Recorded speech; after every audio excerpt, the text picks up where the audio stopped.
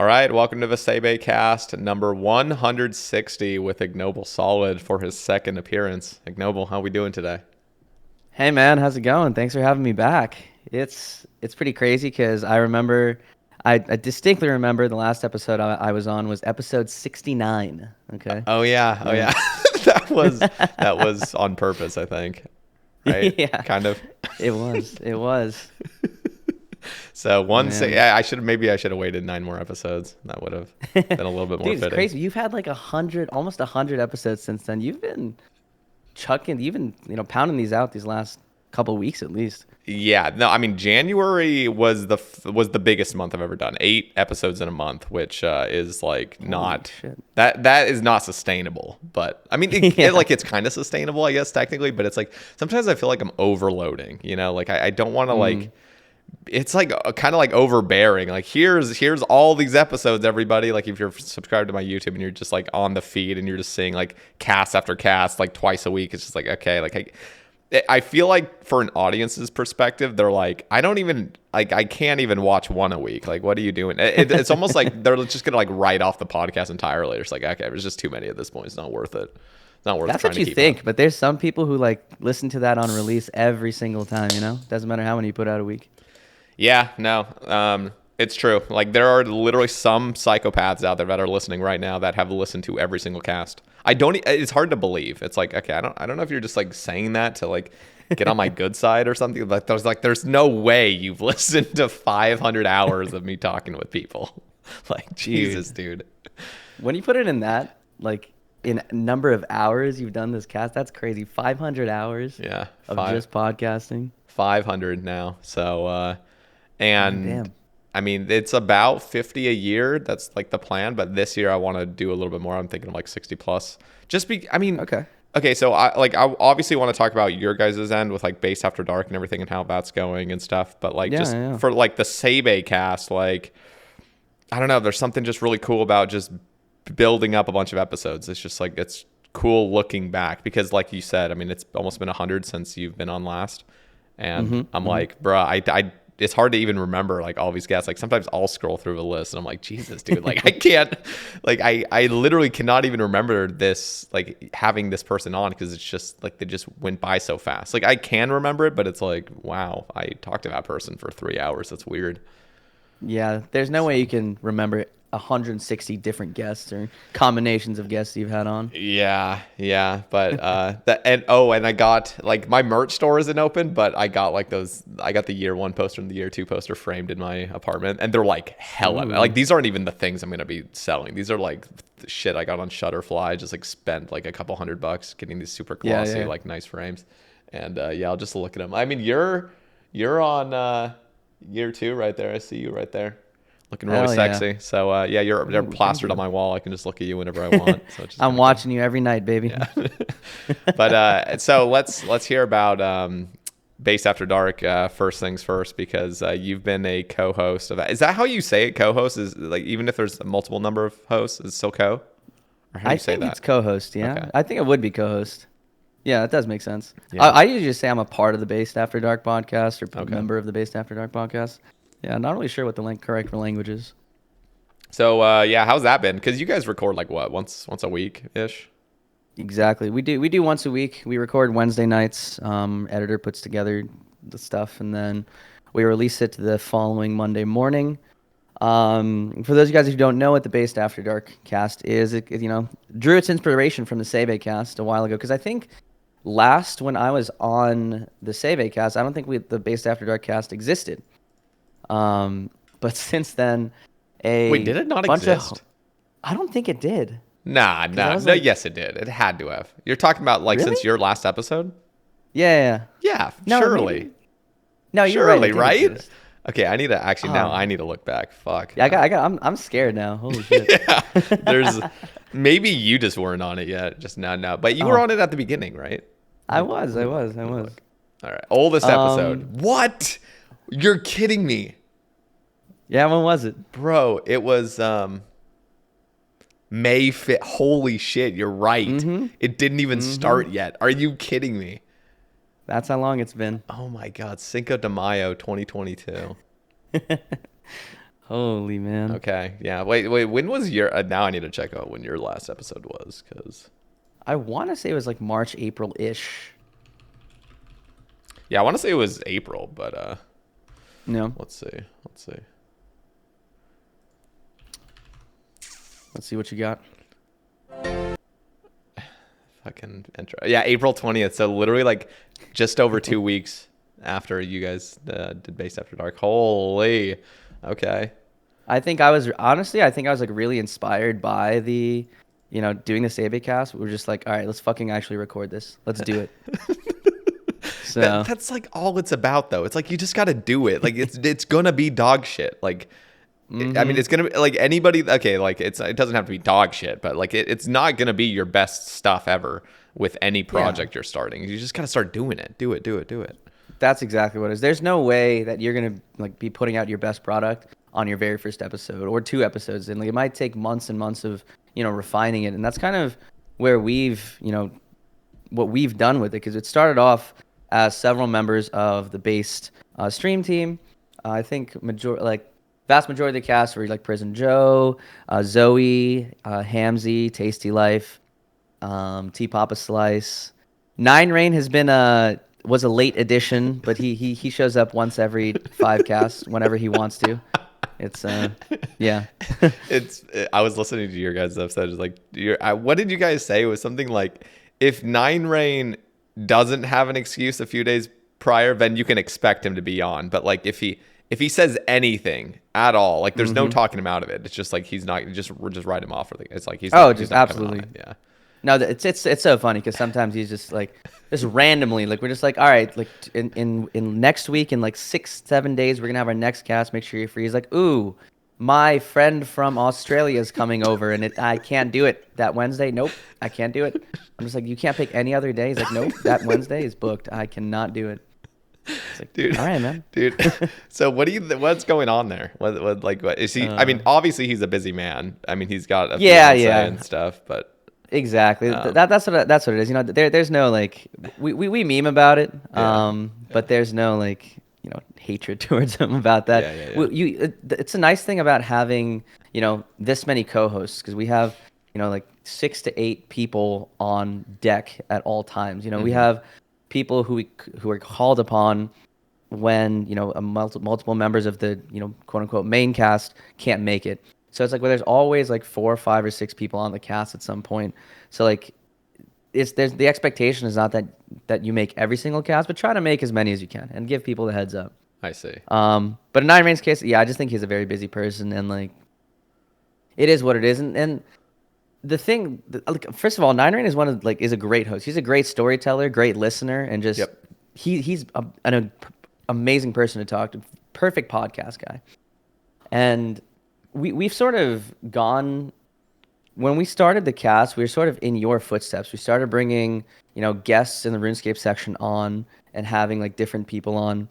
And then about a year in, we were just like, we kind of need to make a decision of what we want to do here. It's like we all we all come from a RuneScape background, right? But a lot of our stories, a lot of the shit that we're talking about is like very not RuneScape related. And we made that decision about a year ago to say, hey, we're not going to be bringing on guests, and maybe like a one-time guest here and there, but our focus is not going to be like on RuneScape or on learning about the guest or, inviting them on. It's just going to be a bunch of 4 to 6 homies hanging out, talking shit for a couple hours, and then just calling it a day, talk about some current events, fucking around, and that's it. So I will say, like, I feel like it fits better. It's more natural without guests, but I will say I do miss just, I think there's just something exciting about somebody that you haven't heard from coming on a long form podcast and just talking the shit.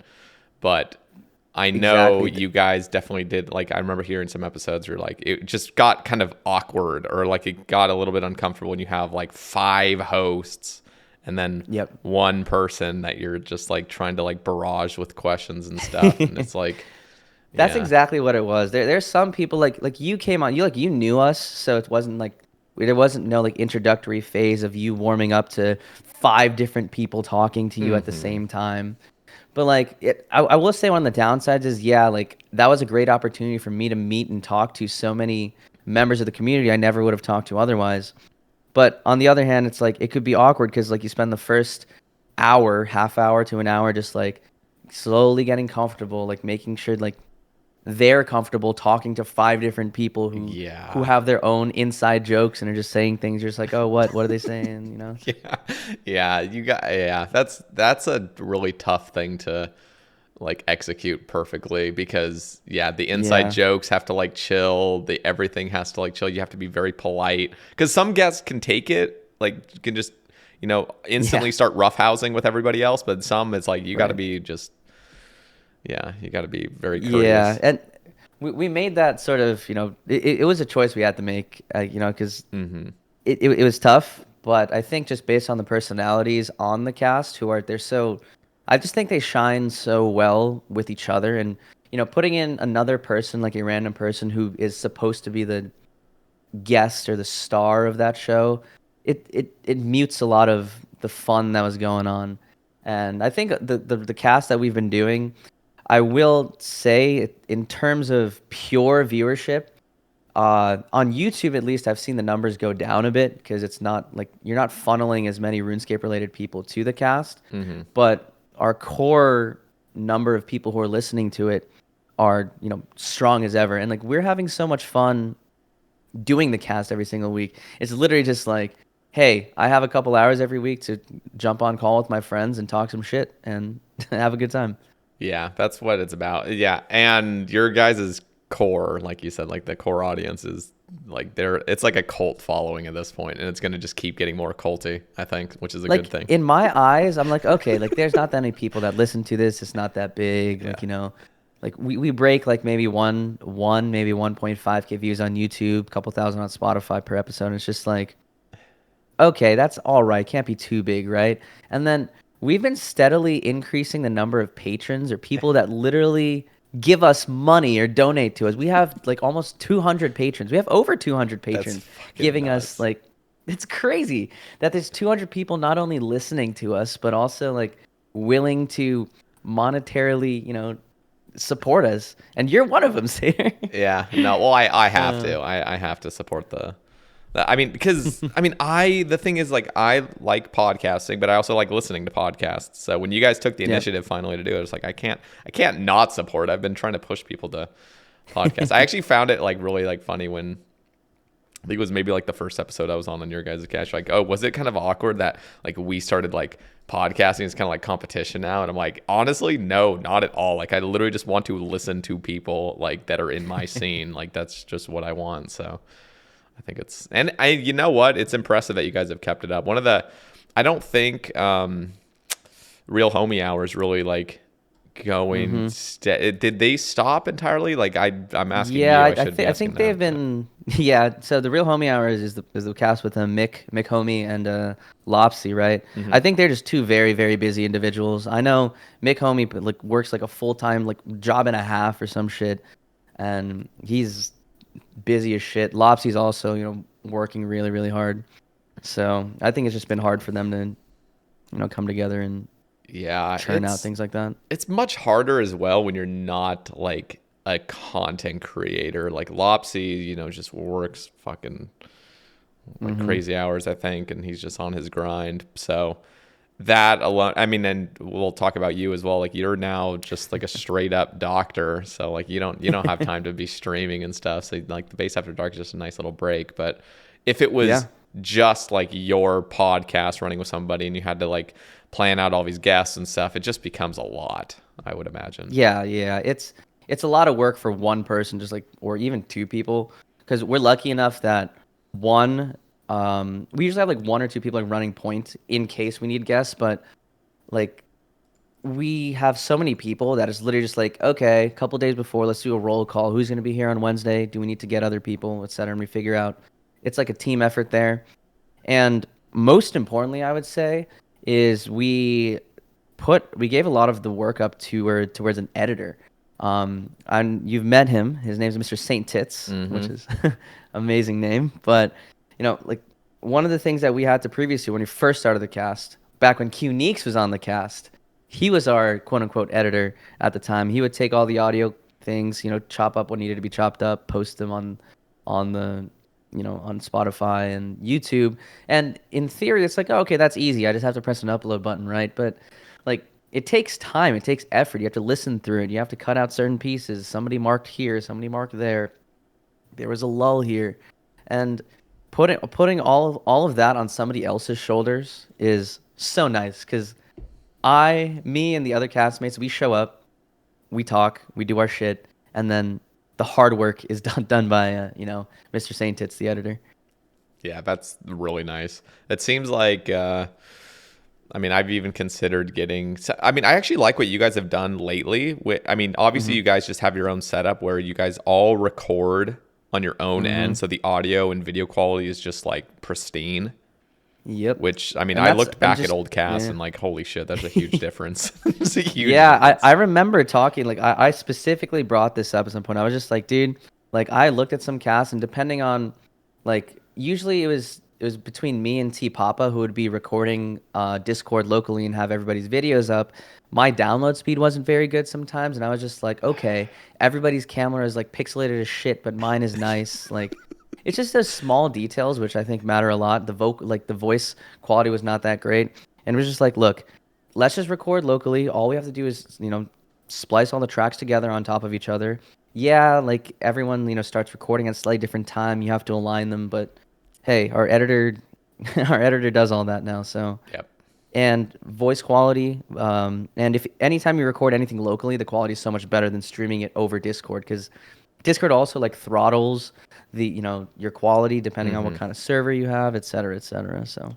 Yeah, I've been dealing with that. I mean, there's some episodes where like mic quality is just kind of not like fully unbearable. I've had a few episodes where like I literally will have to take 20 separate breaks in the recording process of like, hey man, your mic's acting up again, like can you so I'm just that seems to be a problem, but at the same time I'm always getting a brand new guest on that I've never met. Some people don't Right. even like they've never even posted a picture of themselves online, so like they're just in a completely different country. Like what am I, it's just like, am I supposed to am I supposed to purchase you a mic or something, send it to your place, and then you just record and somehow it all works out perfectly? Like it is optimally. Yeah. I mean, and the other problem is like I watch a lot of podcasts, like more professionally done ones on YouTube. And it's like, there's a fucking studio, perfect mic, perfect like camera angles and stuff. And then when you're Right. just doing audio only and you're talking to you're not even talking to like a professional in his field or whatever. It's like, no, you're just talking to a person that plays RuneScape. It's just like, Yeah. would this even be appropriate? Like, even if I had like all the monetary needs and just the audience, like the fan base, like would it even be appropriate to fly out RuneScape guests to come in into a studio and talk about RuneScape for like 2 to 3 hours? I sometimes like question I don't think myself. anybody will make enough money to be doing something like that. Maybe it's like a local thing, like Yeah. American guests, It, but it even would then it would be adds up. local and it would be content creators, like because Right. I mean, it doesn't have to be content creators, but it'd have to be people very willing to like come on and show themselves and be okay with that. So But yeah. I really like doing in-person stuff. Like there's a whole different dynamic, and we've recorded a few Based After Dark casts live, and you've seen that, or you've sat in on some of them, right? Yeah, it's fucking awesome. I was completely plastered, but yeah, it was fun. It was Yes, we fun all stuff. were, dude. So just like backstory to that, like when we were in Vegas for TwitchCon, like, a couple months ago at this point, 4 months ago, one of the things that we've been wanting to do with the Based After Dark cast is recording these casts in person. So because all the content creators and stuff are going to be there, we brought out our mics and brought out the boards and stuff like that to record everything in person. And I think Saint Tits and some other homies really helped set up the Airbnb's living room that we were in. And it just looked like a whole full like podcast studio. It's just like 4 mics set up in the corner, 2 cameras, like one pointing this. I think there's one actually just pointing this way and pointing that way. It just felt so good, just also looking at the person you're talking to and making eye contact is like such a whole different situation than what we're doing right now, right? It's so much better too. It's like Yeah. you start adding on elements. Like there's one, like you guys are a step above the Sae Bae cast. Sae Bae cast just audio. Yours is at least video and high quality video. And then yeah, you're like you said, the in person is completely. You're just feeding off each other's energy like real time, just right there. That's the best way to put it. It's just like the vibes and the energy can easily be transferred across. Like just being in person makes things so much nicer. And I'm glad, if we all lived in the same in the same town or something, we could do like recordings like that frequently. But even as one-offs, they're still really, really fun. Yeah, I know. So much of it also is like if on the off chance your guys' cast, like the Base After Dark cast, were to really pop off, get really popularized, you get some crazy guests on that are just all of a sudden like your podcast kind of starts exploding, and there is legitimate incentive to like make a studio. Like maybe there would actually be like a reason to kind of live closer together and like actually have a studio you guys go to weekly, but it's just so far out. Right. So honestly, like even if people live like, like 2 hours away or something, I'd make that drive once a week. yeah, Just pull up. that wouldn't be bad at all. Yeah, or actually like just it's so big you just fly out every single week, just literally fly across the country to the studio every single week. Can you imagine? We'd have to have, several thousand patrons, I think, before we get to that point. But hey, Yeah. And fly out the guests too if you ever get guests, because at that point you got to kind of get guests, but it wouldn't even be RuneScape guests at that point, just like anybody you want to talk to. Yeah, one of our goals through the cast is to like with all the patron money that we've been pulling together, we've just been sort of holding on to that money to, of course, one, pay the editor. We're not taking like individual cuts. We're just sort of pooling it together so that we can do sort of like podcast specific trips, and that's actually kind of what we're planning in a few months. Like the core of like the funding for the trip, I think like paying for the Airbnb is going to come from purely our podcast funds, and we're just inviting everybody else, based and friends, to a little trip and hopefully recording a bunch of casts together. Dude, are we gonna do that what is it? What was that idea? Were you there at Tennessee when I was talking about that idea of just like posting cameras all across the Airbnb and then just having like a straight up like Big Brother kind of like thing where just like fucking interviews being like done and everything, and like just actually candid like videos of people doing fucking weird shit. Like that'd be actually just hilarious. That would be fucking wild. If I was the editor, I would hate us and hate having to put together 500 different views of 5 days straight. Yeah. But that's still fucking hilarious. Yeah, that would be fucking awesome. Oh my god, I do like the idea. I'll keep it in mind. Yeah, no, that's something for the like long term future. That's way too much effort, honestly. Unless Saint Tits is down, that's up to him. But yeah, and we'll hit him up. We'll see what's up. So let's talk a little bit about what's happened since. It's crazy. Since your last cast, you not only have moved on from like regular live streaming on Twitch, but you actually got partnered beforehand. Like you literally got Twitch partner, and then now you're kind of focusing on your career. So let's like talk about the journey from April of 2022 until now. What exactly happened there? Yeah, for sure. So back in April 22, that was still, tail end of COVID, right? And that was probably peak-ish times of being hardcore RuneScape live stream Twitch kind of guy, I would say. And I guess to start taking it a step back, like I sort of always knew that my time on Twitch, or my streaming career at least, would have sort of an expiration date, because it's always been tied to being a student. When I first started streaming, it was like I like just kind of started school. COVID was in the middle of grad school, and then like I sort of started a new job a few months ago, and that's when I was like, all right, like I don't know how other people do it. I just straight up can't balance like a full-time career and streaming. I'm just way too tired to come home and stream, 3, 4, 5 hours like multiple days a week. Like I'm sorry, that's just it's too much. But yeah, no, so I guess at the time, last time when I was on the cast, my Twitch career was growing, or stream was growing. The base stream team was, also flourishing at the time. And I was pretty on and off with my streaming. I'd, stream 4 or 5 days a week, and then I'd take 3 weeks off, and it really had to do with school and some of my IRL priorities at the time. And I graduated this past year, so in 2023, the end of summer. That's kind of when I was like, all right, now I'm really done with school. I'm job hunting, but I really don't have anything else to do. Like, this is the one time I can really sit down and be a consistent streamer. It's the first time I'm just like quote unquote full-time streamer. So I did that for like it literally just like 2 months, and the partner check mark just came with it, you know? It's That's just a matter of crazy. consistency. And it was right before It literally TwitchCon, is. right? Yeah, just before TwitchCon. And it's just like I'm sure that if I was consistent throughout my streaming career, like I'm hopefully maybe have been able to achieve that earlier, but like Hmm.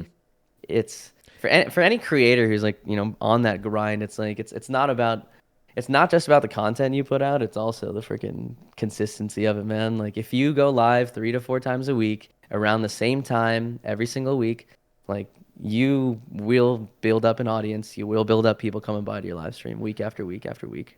Yeah, it's just like I don't know. Do you see it as a shame, sort of, that now you pretty much, at least I'm assuming you kind of, I don't know, have to focus on your career now at this point. You can't just be like live streaming continue. But does it kind of like disappoint you that, oh, now you got Twitch partnered, so now it's like ugh, like kind of got to pick Honestly, and choose? Or not are you at happy? all. Like it's like with streaming, that a Twitch partner, like having that little check mark, you know, as much as it doesn't mean anything, it's like it's one thing that is like physically there. That's like a chat, like it means like, hey, look, you put the time in, you have X number of viewers, you have, you know, this many amount of hours streamed. It's like the one physical thing of validation, right? Like there's nothing else in on Twitch. There's no other progress markers on Hmm. Twitch. It's just like you're either partnered or not, you know?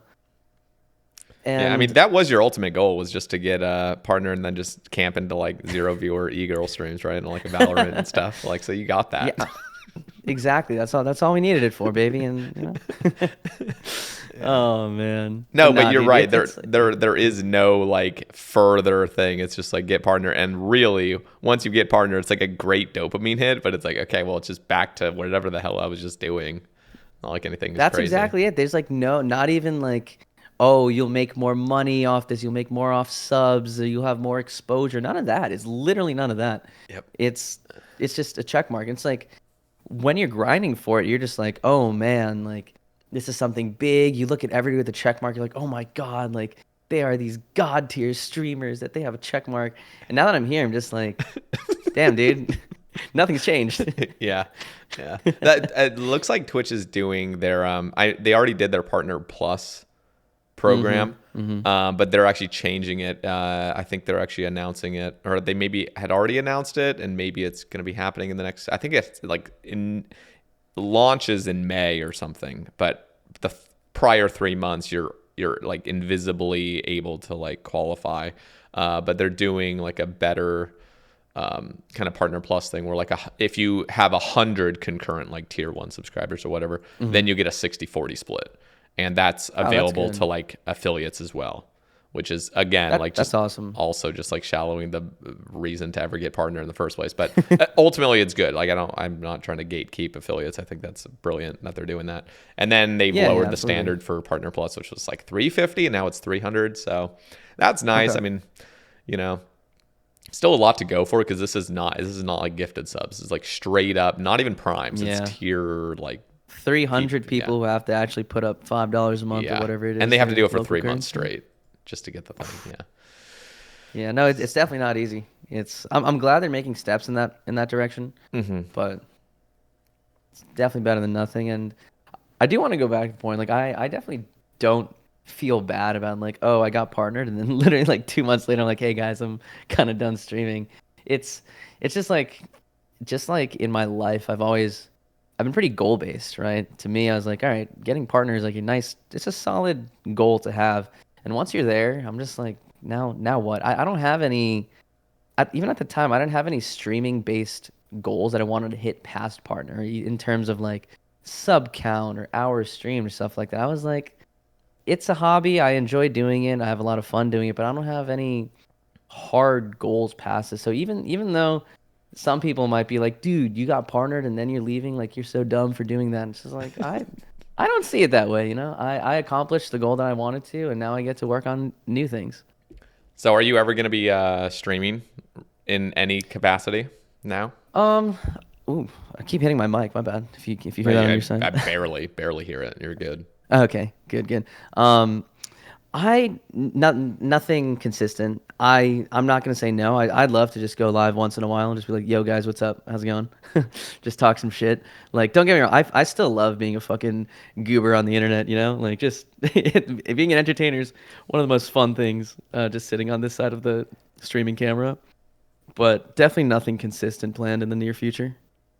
And how is the career? Like, is it everything you ever hoped for? Is it just like, hmm I mean, yeah, how can we just talk? I know it's probably a bit more private, but I want to hear about it. Like, Yeah. how's the whole No, transition I'm from very an happy to talk about it. online entertainer to what you are now? And can you describe what you're doing? Yeah, sure. So, the last several years, I was working in a graduate program. I was working towards a doctorate degree in biomedical engineering. And okay, I'm trying to say this without doxing too hard. I did a lot of like studying of like surgical treatments for various heart diseases and things like that. I wasn't a medical doctor, but I was a PhD. For some reason on the internet, people keep thinking when you think doctor, people think medical doctor, and like Hmm. I don't want to go through the whole extravaganza of being like it's not a medical doctor, I'm a PhD, but actually all the work that I do is all medical related. And instead of having to type out an entire message like that, I just like give a thumbs up and move on. So, I see. but I wrapped that up a couple, in end of summer of 2023, and then took a few months to find a job. And I went through like a mental realization of like if I want to like the work that I did was fantastic. I was working on like cutting edge of research and like really doing some cool awesome stuff. But then I was like, hey man, I've been in school for so long. I need a real job and I have to, to take care of my personal financial security, look towards the future, things like that. So I took I don't know if maybe we can call it this quote unquote sellout route. I moved into the corporate world. I work in pharmaceuticals side of things now, where I get paid a lot more, but definitely a lot less of an positive impact, I would say, that I previously would have had. Mm. Yeah. So are you like, but it's not enough. It's not enough of like a, like I'm trying to like think about this. Do you care enough that it's No, not no. something See, that, okay. It's just like like I whatever. mean, in an ideal world, you get to have like an as positive impact as you can and Yeah. do good research. But like in the academic world, research world, it takes a long time to really establish yourself. So even after getting a degree, you have to start at the bottom rung as like as associate professor, or like even before they have to do postdocs. So it's way more time in the academic track of making very little money. And then when you finally get established, it might be in your late 30s, maybe early 40s, and it's just like I, you know, I would that's an ideal case, but in the real world, money matters. I do want to like have financial security. I want to be able to buy a house someday. I want to buy nice things and enjoy life, right? So Yeah. I was like, I might as well go out and get me some of that. So how is like the work? Is it hmm pretty easy going? Pretty like, I don't know. How do you Definitely, like it? yeah, I would say it's a lot easier, more easygoing than grad school. Like for those of you who might not know, like a research position as a grad student, you are at the bottom. You are a bottom feeder pretty much. You're at the mercy of your advisor telling you what to do. And whenever they say, "Oh, cool, it's 40 hours of research," it's more like 50, 60, maybe even higher. But the space where I work in right now is definitely a little more relaxed, more corporate vibes, which is a lot more structured in terms of delegation of work and time spent doing things. Because I'm still relatively new, I haven't had any situation where I'm working a ton of long hours, but I'm sure it'll happen.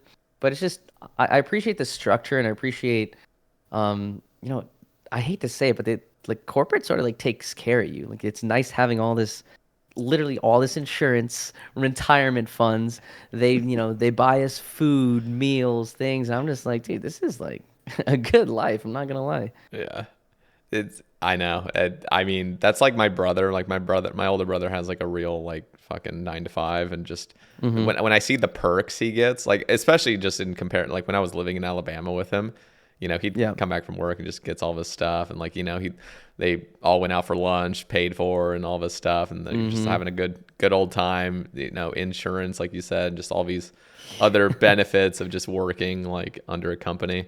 And I'm just like sitting Yeah. here like fucking scrapping for like pennies on Twitch. Just like, yeah, there's definitely some comfort about not, or just about like going like the traditional route of just working like a normal job. You get a lot of comfort. It's nice in that sense because I do have that just mental, what's the word? Just Security, I'm I happy. guess. Security. Yeah, I can't. I've definitely used that word, but it's just like it's just nice to sleep on knowing that like, okay, I'm putting money towards potential like retirement funds.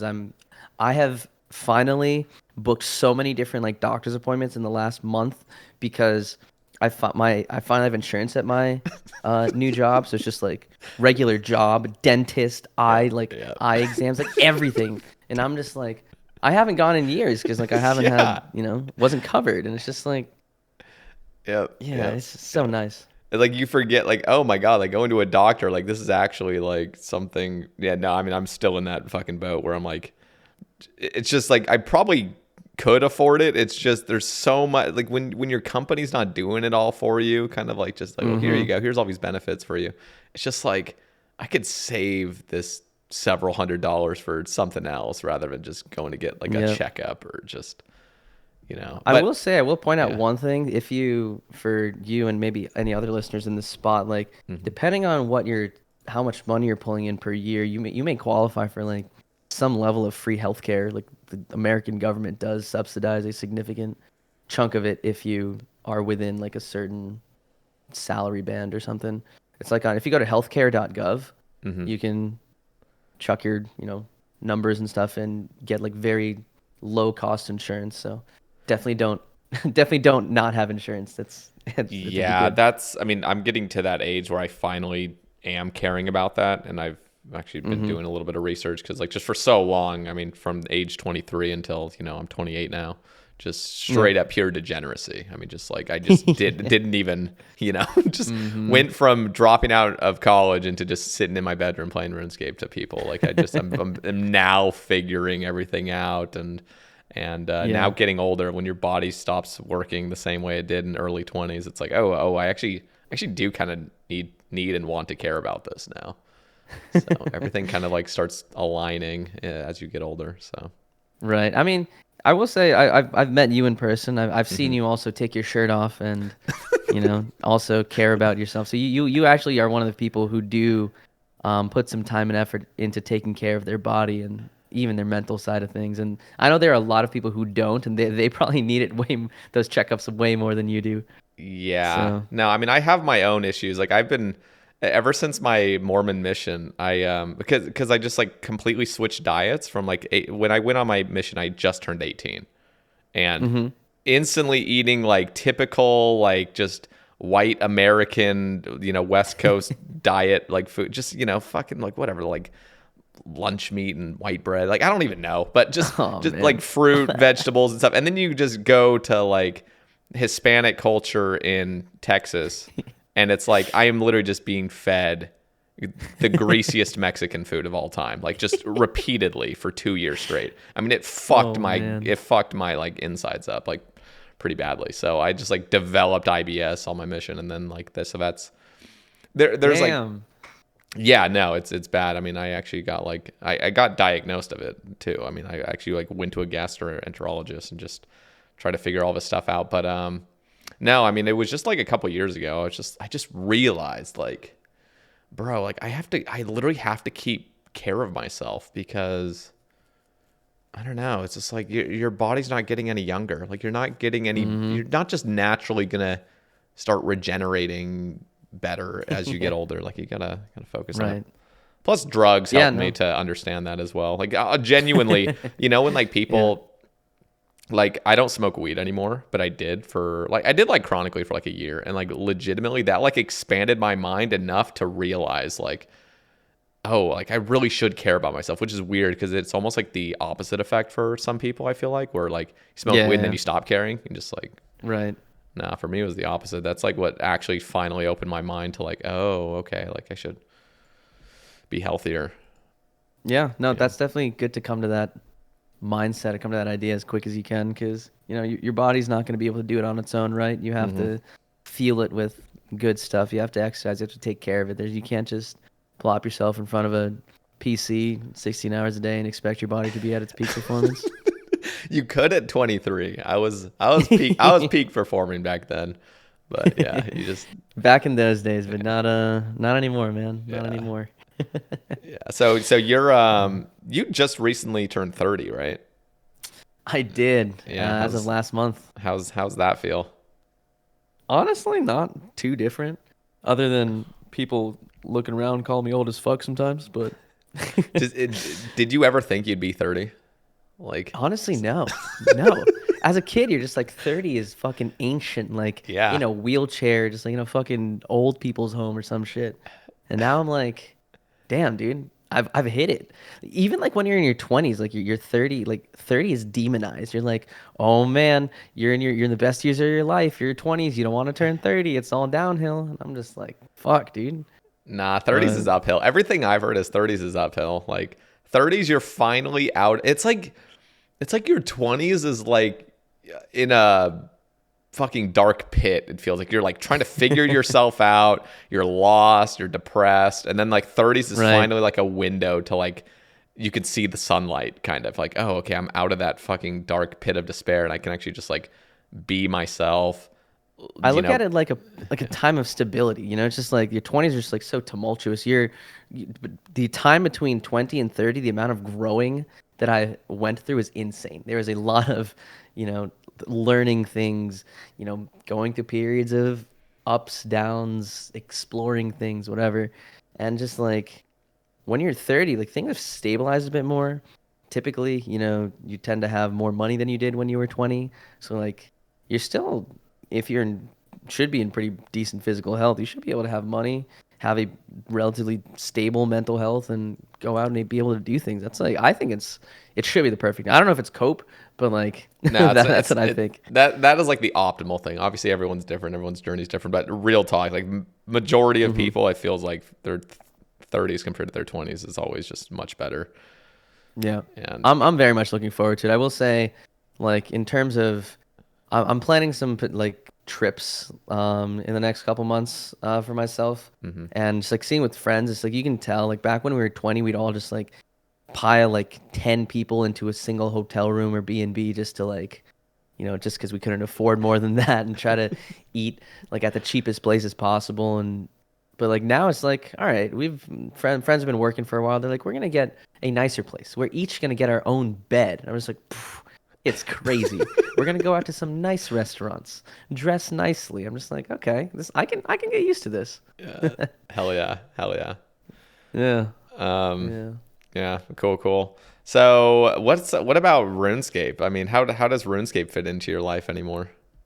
Yeah, it still does, dude. Like this Okay. game, it's been a it's played a it's been a huge chunk of my life. I have like over 500 days played. For those of you guys who don't know me, I'm a maxed end game Ironman. I've done like most content in the game. Like almost all PVM. I consider myself more of a collection log kind of guy in the last year plus, but it's just like I've explored so much of it, spent so much time in the game that like there's no like walking away being like, yeah, that game meant nothing. Does it actually, okay, now this is the real question. Now that you do work a corporate job, like Hmm. does RuneScape actually, is it more fun? Like are you thinking about it now? Like, oh shit, like I actually don't have as much time to play, which makes it like more valuable kind of like, or do you just, Dude, I don't know. I actually wanted to talk to you about this because this is like I don't know if it's a stage of like the game where I'm in, Uh-huh. which also plays a role in how I feel, but I I used to wake up a couple years ago being like, "Oh my God, I can't," like just thinking about the game, like waiting to like I can't wait to work towards this. I can't wait to do this today. I can't wait to grind towards this. And like now that I've reached the end game and have acquired the vast majority of the items that I've wanted to, it's just like I don't wake up thinking and hoping about to go home and play this game. Like that's like it's nice. I sit down on my PC. I'm like, oh, okay, cool. I'll boot up RuneLight and log in a little bit, do like 2 kills, and like, oh, okay, I'm bored. I'm just gonna go do something else. Like my relationship with the game is so different than what it was like a few years ago. Was that before you got the corporate job, or I'm just wondering, like, was there Um, a distinction between you being able to play all day and now you can't? mm-hmm. Because I Mm, do agree with you. Like that happens. Like when you get to the end game, it's like it just depends on your mentality as well. But right. for the most part, yeah. Once you have a bunch of items, it's like you just have like a few handfuls of things left, and you're like, bro, like this is all like 100-hour plus grinds, and it's like Yeah. fucking a. You just yeah. That's exactly it. I'm just like I don't know if it's tied to me starting my job. I would say it kind of is because I've put a lot of mental um load towards my job and focusing more on that side of things and other IRL things. So like the space in my brain, the amount of RAM in my brain that was dedicated towards RuneScape before is, has been cleared up. Yeah. So I like how I had to use a fucking computer analogy for that, goddamn. I mean, we basically are computers. So what do you do when you log in now? Like Dude, what's like what I'm doing right now, yeah. Oh, are you logged uh, in right now? Hell yeah. I actually am logged in right Me now. This too. is the longest I've been logged in for a while, Fuck and yeah. it's 45 minutes. hell yeah. No, I'm not even kidding. That's I log in, look for like some friends online, see if they want to raid. Otherwise, I do like 2 or 3 Vardorvis kills, and then I log out. It's yeah, but Yeah, right that's now, that's full on burnt. Like that's burnt mode for me. Just kill a few yeah. and you're like, I'm kind of like uncomfortable here. Like I just want to fucking lay down or just like I don't know. Just Mm-hmm. can't do this. Yeah, that's It's fair. right now. It's as I said, I'm a collection log kind of guy. When I'm AFK and I still want to log in, I like to do ent hunting with the forestry CC so that I can get the evil chicken Oh outfit. damn. Okay. Yeah. So I'm hunting eggs, just like literally hanging out in the forestry world, waiting for ent calls, plucking some ents, and rolling some eggs when I have enough. Interesting. What were your thoughts on that? Did you have any evil chicken before they just shoved Hmm. that update into the game and just completely devalued I that grind? had they did it they did devalue it, I will say that, but Hmm. I'm okay with it. I had one piece. I had like Hmm. 200 or 300 egg rolls, but I do agree that it does devalue, the evil chicken grind, but at Hmm. the same time, it's like it's so rare and it's like doesn't have any uses. It's like super niche. Hmm. Like, and even now it's not, it's like it used to be hundreds of hours, if not like 1,000 plus, because the only way you could get eggs before was doing the what was the thing and the hunter thing, birdhouses Hmm. and miscellanea. That was the only way you could get birds eggs, or Well, if you you were could just actually chop trees chopping. but that's slow Yeah. as fuck. Yeah. Yeah. And this speeds it up significantly. And even then it's the grind is still, many hours. It's not just like, oh, the grind is now 3 hours, but Yeah. I'm okay with it.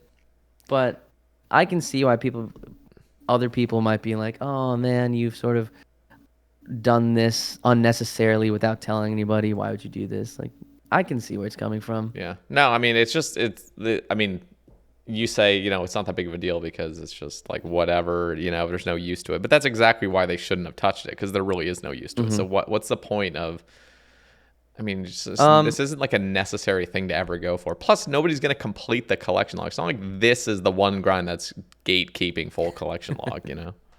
that's true. It I will say, like, you know how the argument many years ago used to be like, oh, you said you wouldn't balance for Iron Man, and here Hmm. you are balancing for Iron Man. And nowadays, everything's balanced around Yeah. Iron Man. Most things are. And nowadays, it feels like the same arguments popping up with the collection log. Like, they seem to be balancing some things with the collection log, and I think it's fine because there is a number attached to it. There's some subconscious thing where people just want to see number go up. That's just a normal thing, right? Yeah. And to make it I don't know. For the people who argue like, oh, because it doesn't have a use, like, why does it matter if you get it or not? It's like Well, my subconscious dopamine hit. no, you're right. I just think and here, like, just to also, because I was against that update because it was so hmm drastic. Like, it was out of Yeah. control. Like, I mean, you were hmm able to get like what, like 100 fucking eggs a day if you wanted to. Just like, like that is, I don't actually know what the number is. I haven't actually done the method, hmm but however efficiently you can get eggs now, it's just out of control. The amount more you could get than it was the previous week. So Oh yeah, for sure. I For sure. really enjoyed them adding eggs to birdhouses. I thought they could have even done like increases to maybe just normal chopping and just some other things, but like that huge hmm update. One of the things that terrifies me is something like that with third age. Like, oh, here we're just gonna just drop it. I mean, come on, guys. It's just like who really cared? Third age didn't really have that good of use anyway, and we all just want to kind of complete the log at this point. So let's just fucking come out with an update Right. that's like 8 times more common for third age and some weird fucking mini game or I don't know. On like just because the game is so collection log now, just Mm-hmm. because there's a number attached to it, like I wouldn't even be surprised if something like that happens down the line. Like I can see there being a lot more pushback against something like that because collection log completion is gated by third age. Like that Yeah, is, that's true.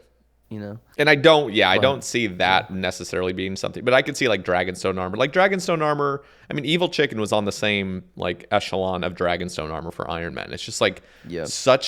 such a shitty armor set. The same with Evil Chicken. Like there's literally no use of this whatsoever, but it's just a flex. Like the Yep. first Simply few Iron flex. Men that completed Evil Chicken, I was like, holy fuck! Like they got so lucky. That's really cool to flex. Yeah. And now it doesn't really matter anymore. And if they were to do the same thing with Dragonstone armor, like, oh, here's a bajillion crystal keys per hour with shards, like, here you go. Just everyone can get it now. Just grind this shit repeatedly. Like, it's just like, why? Why would you even do that? This was just such a fun little grind to go for passively. You didn't need Right. to mess with it. So I guess that's my I do main think the problem. jump was I do think the jump was insane. Like the as you were right, like the time to get the eggs is like 10x if not 20x, like even like so much more than Yeah. before. Like that drastic increase, I think it should be like, hey man, like what was the reasoning behind this? But of course it just comes from the side where like because it doesn't matter, because it's just a flex, Jagus could just be like, why do you care? It doesn't matter, right? Yeah, I know. So I know. it goes both ways, unfortunately, I that know. That's argument. why I just worry. I feel like the best way to go about it is like anything in life. Like the healthiest updates are things that are just very incremental. Just don't do anything hmm drastic ever. Just hmm make a reasonable, rational update that makes sense and it's for the best interest of the majority of people. But don't do hmm anything so drastic. Just chill a little Right. bit. I can agree with that. I guess along the lines of you talked about Dragonstone armor, you talked about Evil Chicken. I'll even bring up Dusk Mystic, right? Yes, yeah. What would you think? Right now, every piece is individual, right? Hmm. Like is an individual role, meaning you could get like three Mystic Dusk bottoms before you ever get a hat, right? Yep. How would you feel if they made an update where everything Dragonstone armor, evil chicken pieces, you can only get one at a time, like until completion. Yeah. No, I mean they could do that for I mean, I wouldn't recommend doing that now just with hmm those particular things, but like in the future that could be a reasonable thing to do. Yeah, Just because going I think the about zealot outfit is like that. yeah, Zealot The out. But Zealot outfit's also untradeable. So if it was like an untradeable thing, that true. always makes sense.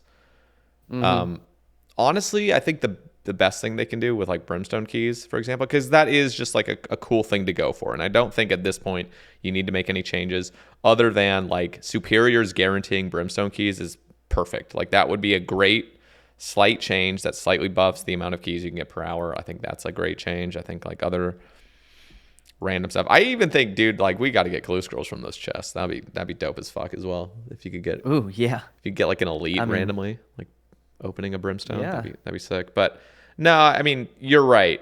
That would feel better to just not get dupes. But I think the best route for that, at least in my opinion, is just untradeable stuff. That's when it makes sense. that's fair. That's fair. I'm just throwing that out there Well, because oh there's people yeah, who think like, oh, it's you're devaluing my grind, making it too easy. Why would you want that? Then there's other people who are just like, I just want to, work towards some kind of completion. And Yeah. No, you're right. And this is just my subjective view, and I'm very that's jaded. fine. I tried to not be as jaded because, I mean, I fucking play this game so much. Let me ask you this, though, along those lines. What would you think? This has actually been brought up quite a few times on like the past, I don't know, 20 or so casts, is like a dry protection, like across the board. I'm sure that could be such a divisive topic. Oh man. But what do you think, like in your heart? What does your heart tell you? My heart, in my heart of hearts, I think dry protection is okay. I hope I don't get crucified for saying that, No, but I think you're gonna, yeah. nah, fuck, it's over. God damn it. I just think that there are some items like this. Let's for my example, let's think of the Dragon Warhammer, right, which is a 1 in 5,000 drop from shamans, right? Would you ever want to do 35,000 shamans? Would you subjugate somebody to that? Like, I don't know, man. Subjugate someone. Yeah, No, I mean, you're, it's like, I think you don't have to make it an insane, like, massive, like, oh, the drop rate becomes 10x as soon as you hit it. But, like, I think some incremental number, especially for those, like, with such necessary gear, just, like, seeing people go, like, 7, 8x dry on a particular item, it's like, you're committed to the grind, which is great, but also, like,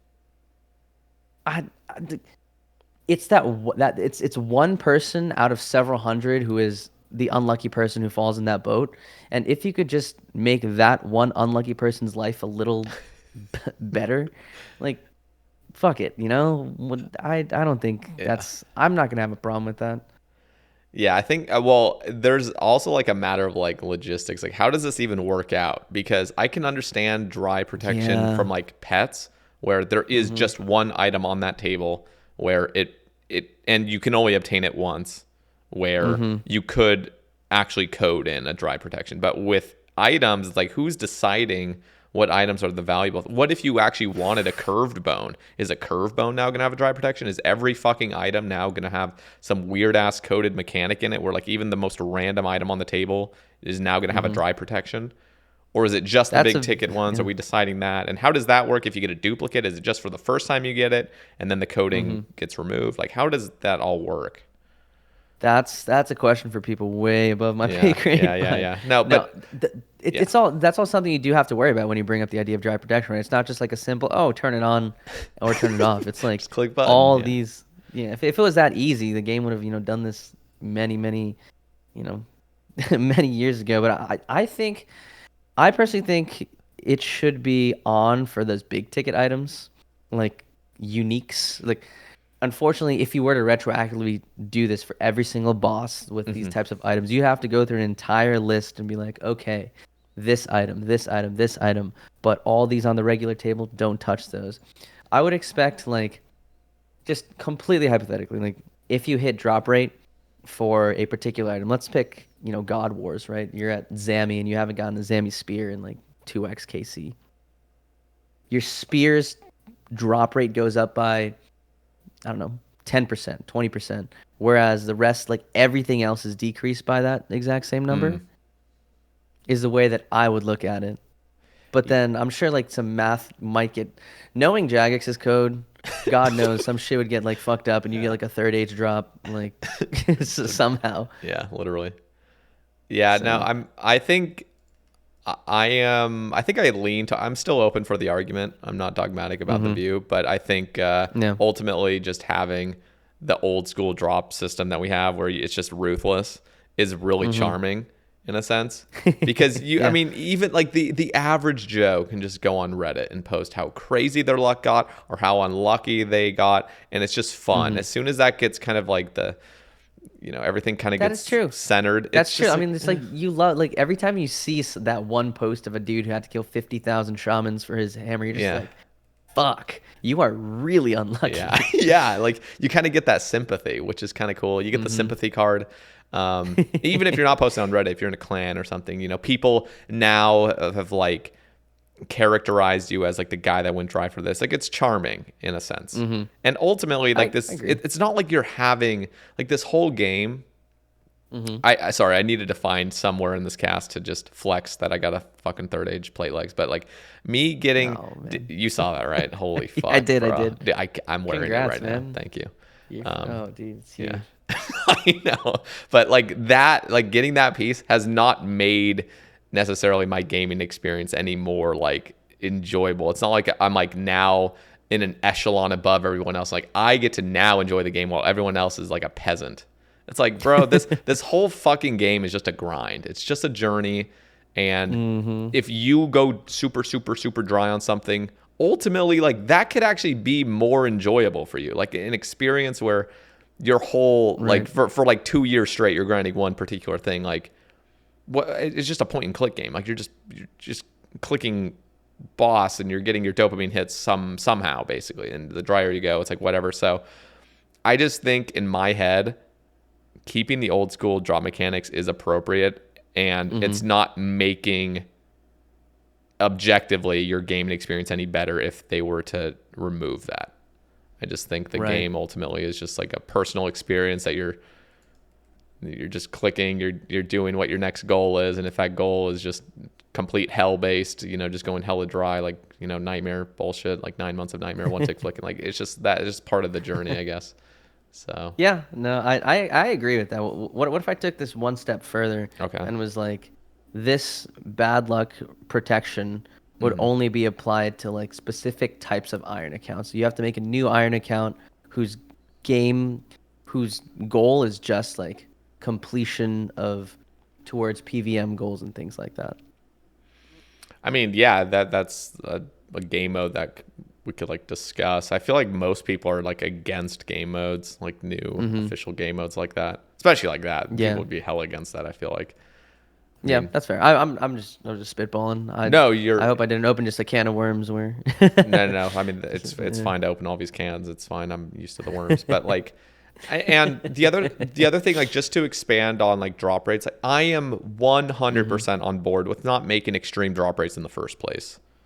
Yeah. Like, for years, I've been saying, okay, can we please just buff nightmare items? Nightmare items are so stupid. Like their drop rates are out of control. Just buff them. It's time. Same with Chambers items. Chambers items are busted, and I'm the one person that should not be advocating for that because I already have all Chambers items. But I still think they should be drastically improved on their drop rates because if you were to go 10 times the rate of a T-bow, like bruh, you're just there for eternity. Like it's just you're never gonna get it forever.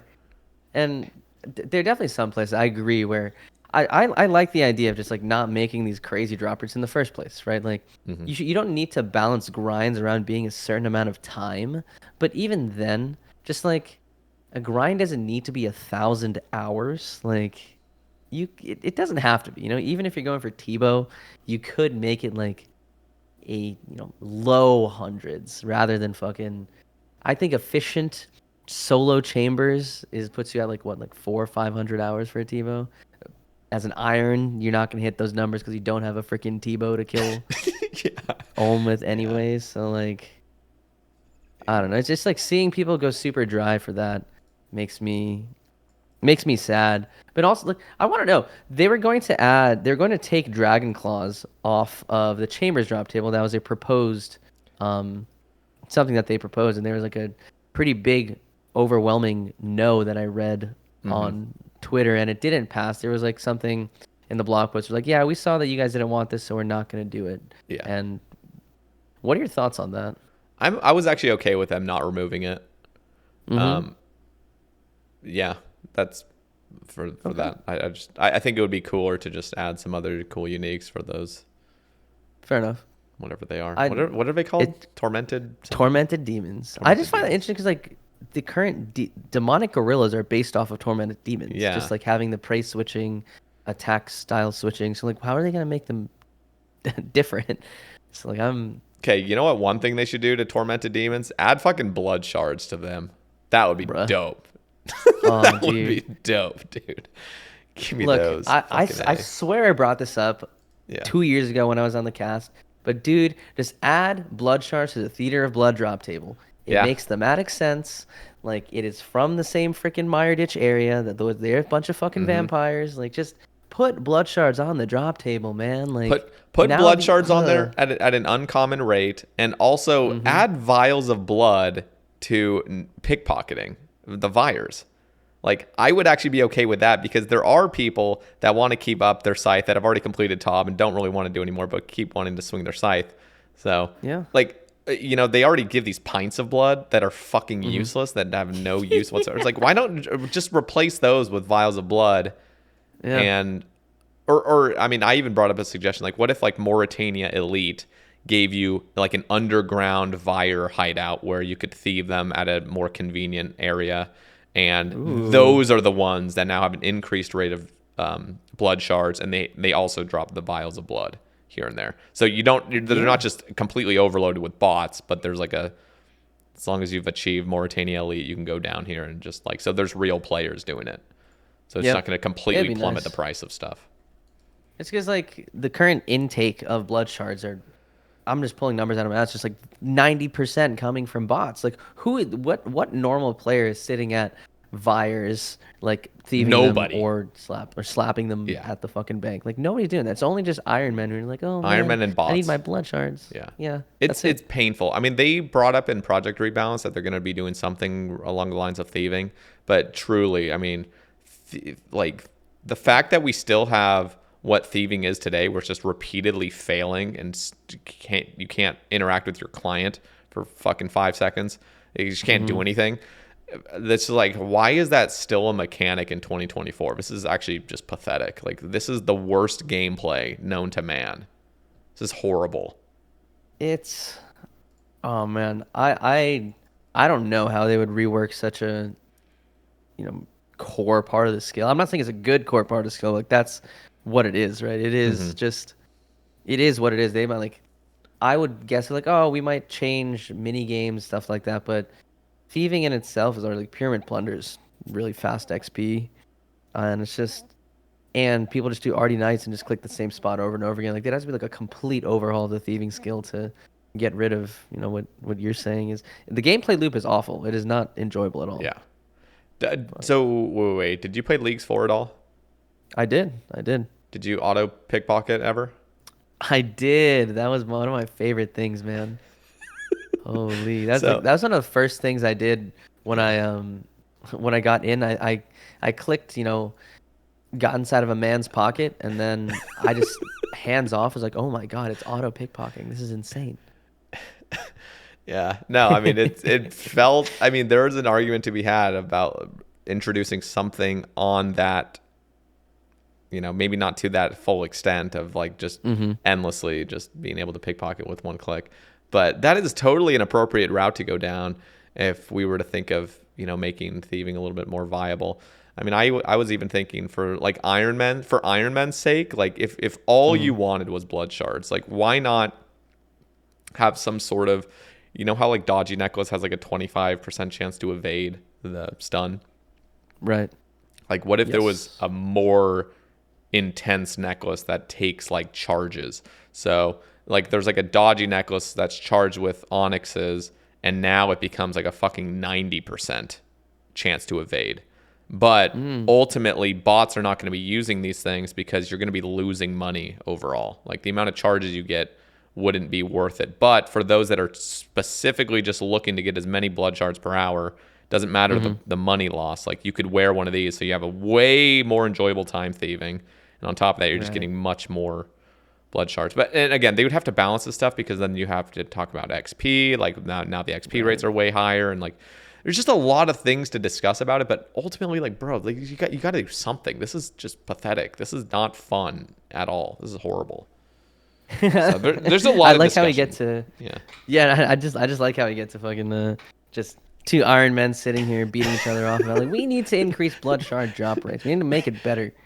It's just, I mean, bro, as soon as mains experience anything like Iron Man, like DT2, have you seen the amount of people complaining about the ingot system, like on Reddit? Like they have their first taste of what an Iron Man experience is, and they're freaking the fuck out. Like just like this is the worst. Like, bruh, yes, there's I mean, yeah, this is what we deal with on a daily basis. So like at least you can have a little bit of Have a little taste. yeah, you can taste the medicine and yeah, I don't know. I just think ultimately like the game needs to be centered on fun. It still needs balance in play, but like dude, nobody likes thieving. Nobody likes that shit. It's horrible. Yep.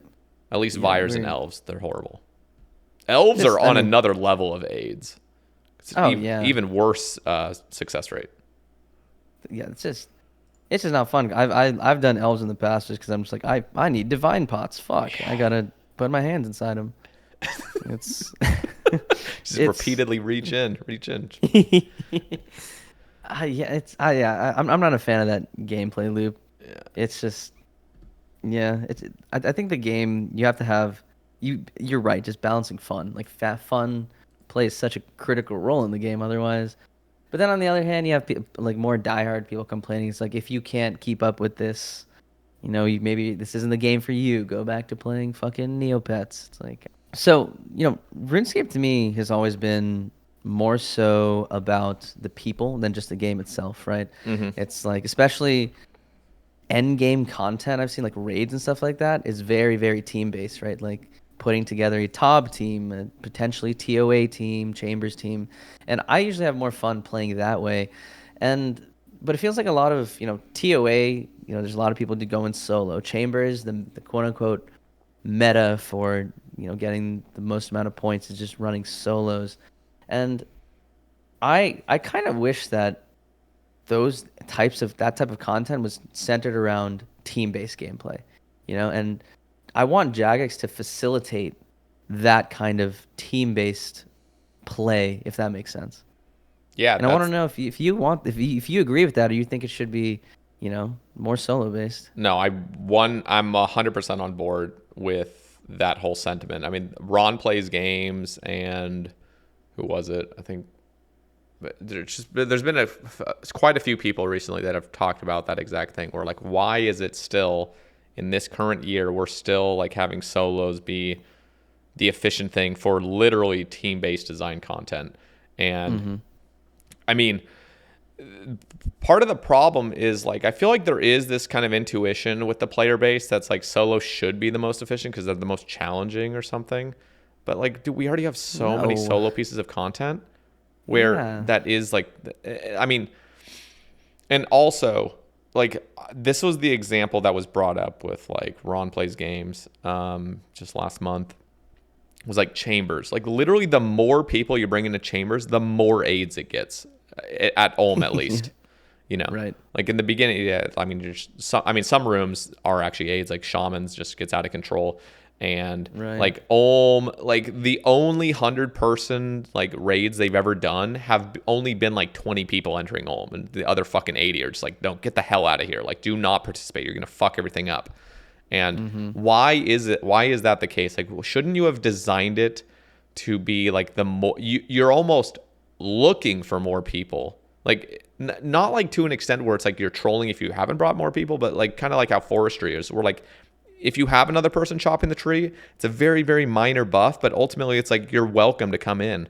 So if they were to do like massable chambers where you're literally getting good purples per hour, you're having fun with the boys, you could go in with 100 fucking person mass if you wanted to, just for like, if you're watching a stream or something, you were able to do that without completely just like nuking the fucking raid and having negative points by the end. Like that would be so cool to just go in there. That was literally what I was hoping for with Nightmare. When Nightmare was first released, I thought it was going to be just this fun fest of just 80 man just running in there and fucking annihilating this boss, and everyone seeing just sick items repeatedly. Like, and then they just fucked it up. I mean, the rates were so bad. It was like 1 in 96,000 for a specific orb in a person's name if you were running 80 man. Jesus Christ. It was literally that bad. Like, if you went 5 times rate, you're looking at 500,000 nightmares in 80 mans to get an orb.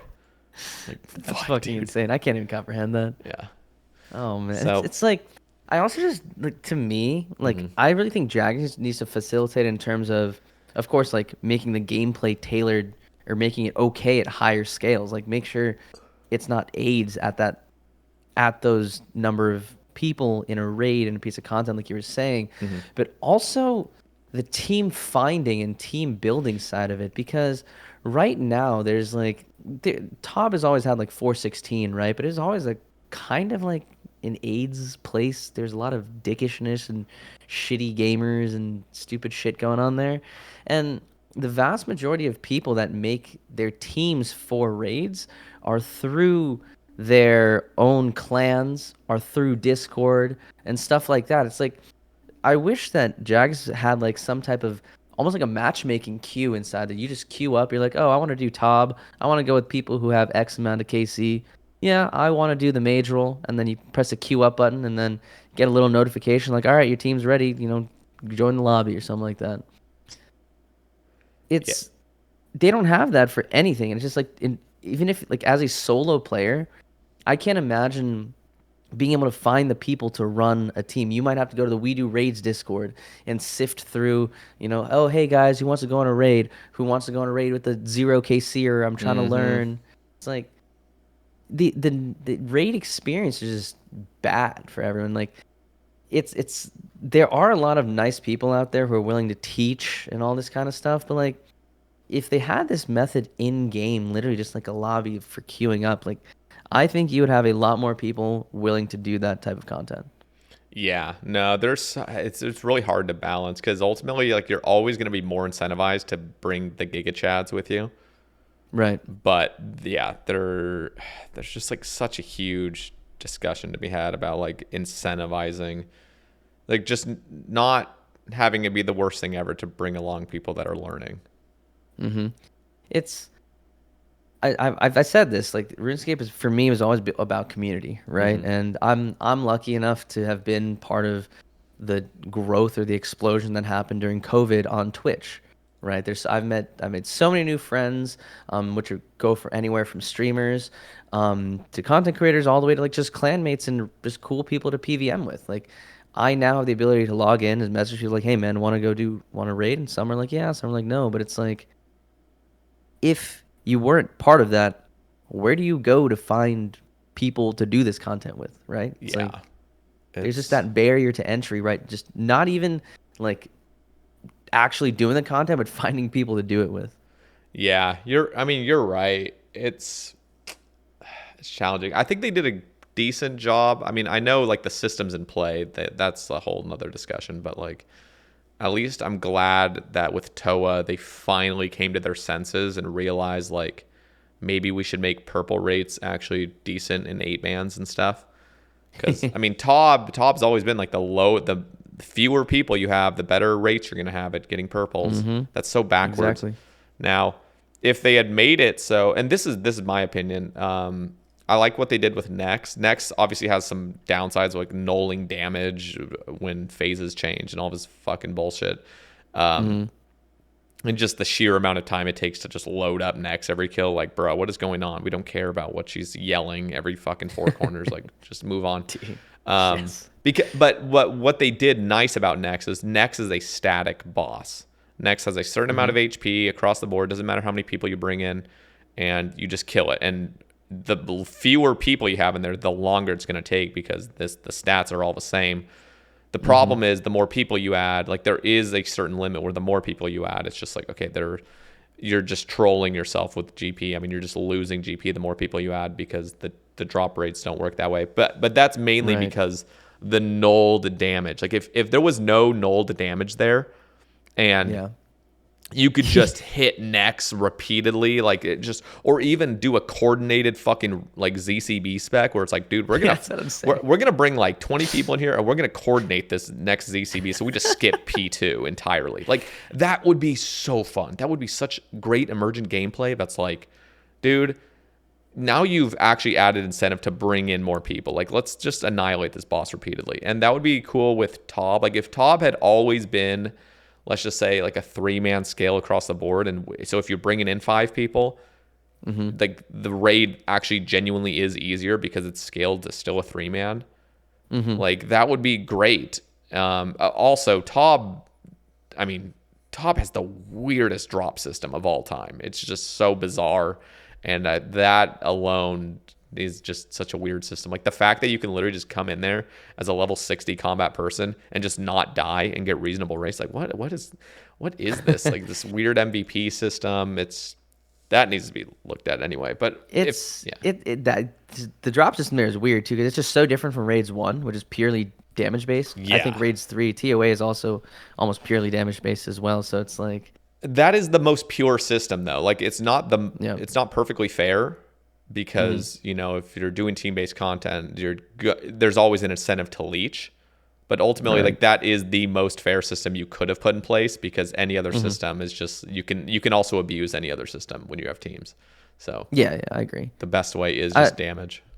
That's definitely the easiest way. It's like I would hope that in someday down the line, like Raids opens up to more than just at its core hit a boss as much as you can and try to do as much damage as you can. I wish there were more like elements to it. Like I'm not Like saying what? puzzle rooms like TOA did, but more so like coordinated team-based type stuff. Like like in other raids, there's like healers and support-based gameplay, stuff like that. I wish it would expand it to be a little more like that, but just based on how the game is built right now, it would be hard. It's like I'm not saying it's gonna be easy to implement something Yeah. like that. It is But very tough. It's so fucking hard to balance too because I'm just thinking of like yeah. BA. Like BA is hmm like that, like you're forced into a role and you can't do anything else, and it's just I I you was a like huge BA BA though. fan. You have a BA pet. I have it on 2 accounts. Yeah. You're fucking masochist. You Yeah. got No, I lucky on actually both though, right? I did. I did. It took me, yeah. It took me like a couple. It took me like 600-700 on one account. The other account was like 25 or something. I was like, Oh oh, my okay. god, Yeah. the Like, juice. but the thing is, I loved BA. It's just like I love the mechanics of it because it's not simply just attacking things, but it's also the mechanics of killing the runners, poisoning the healers at certain ticks Okay. so that they tick down to death at the right time.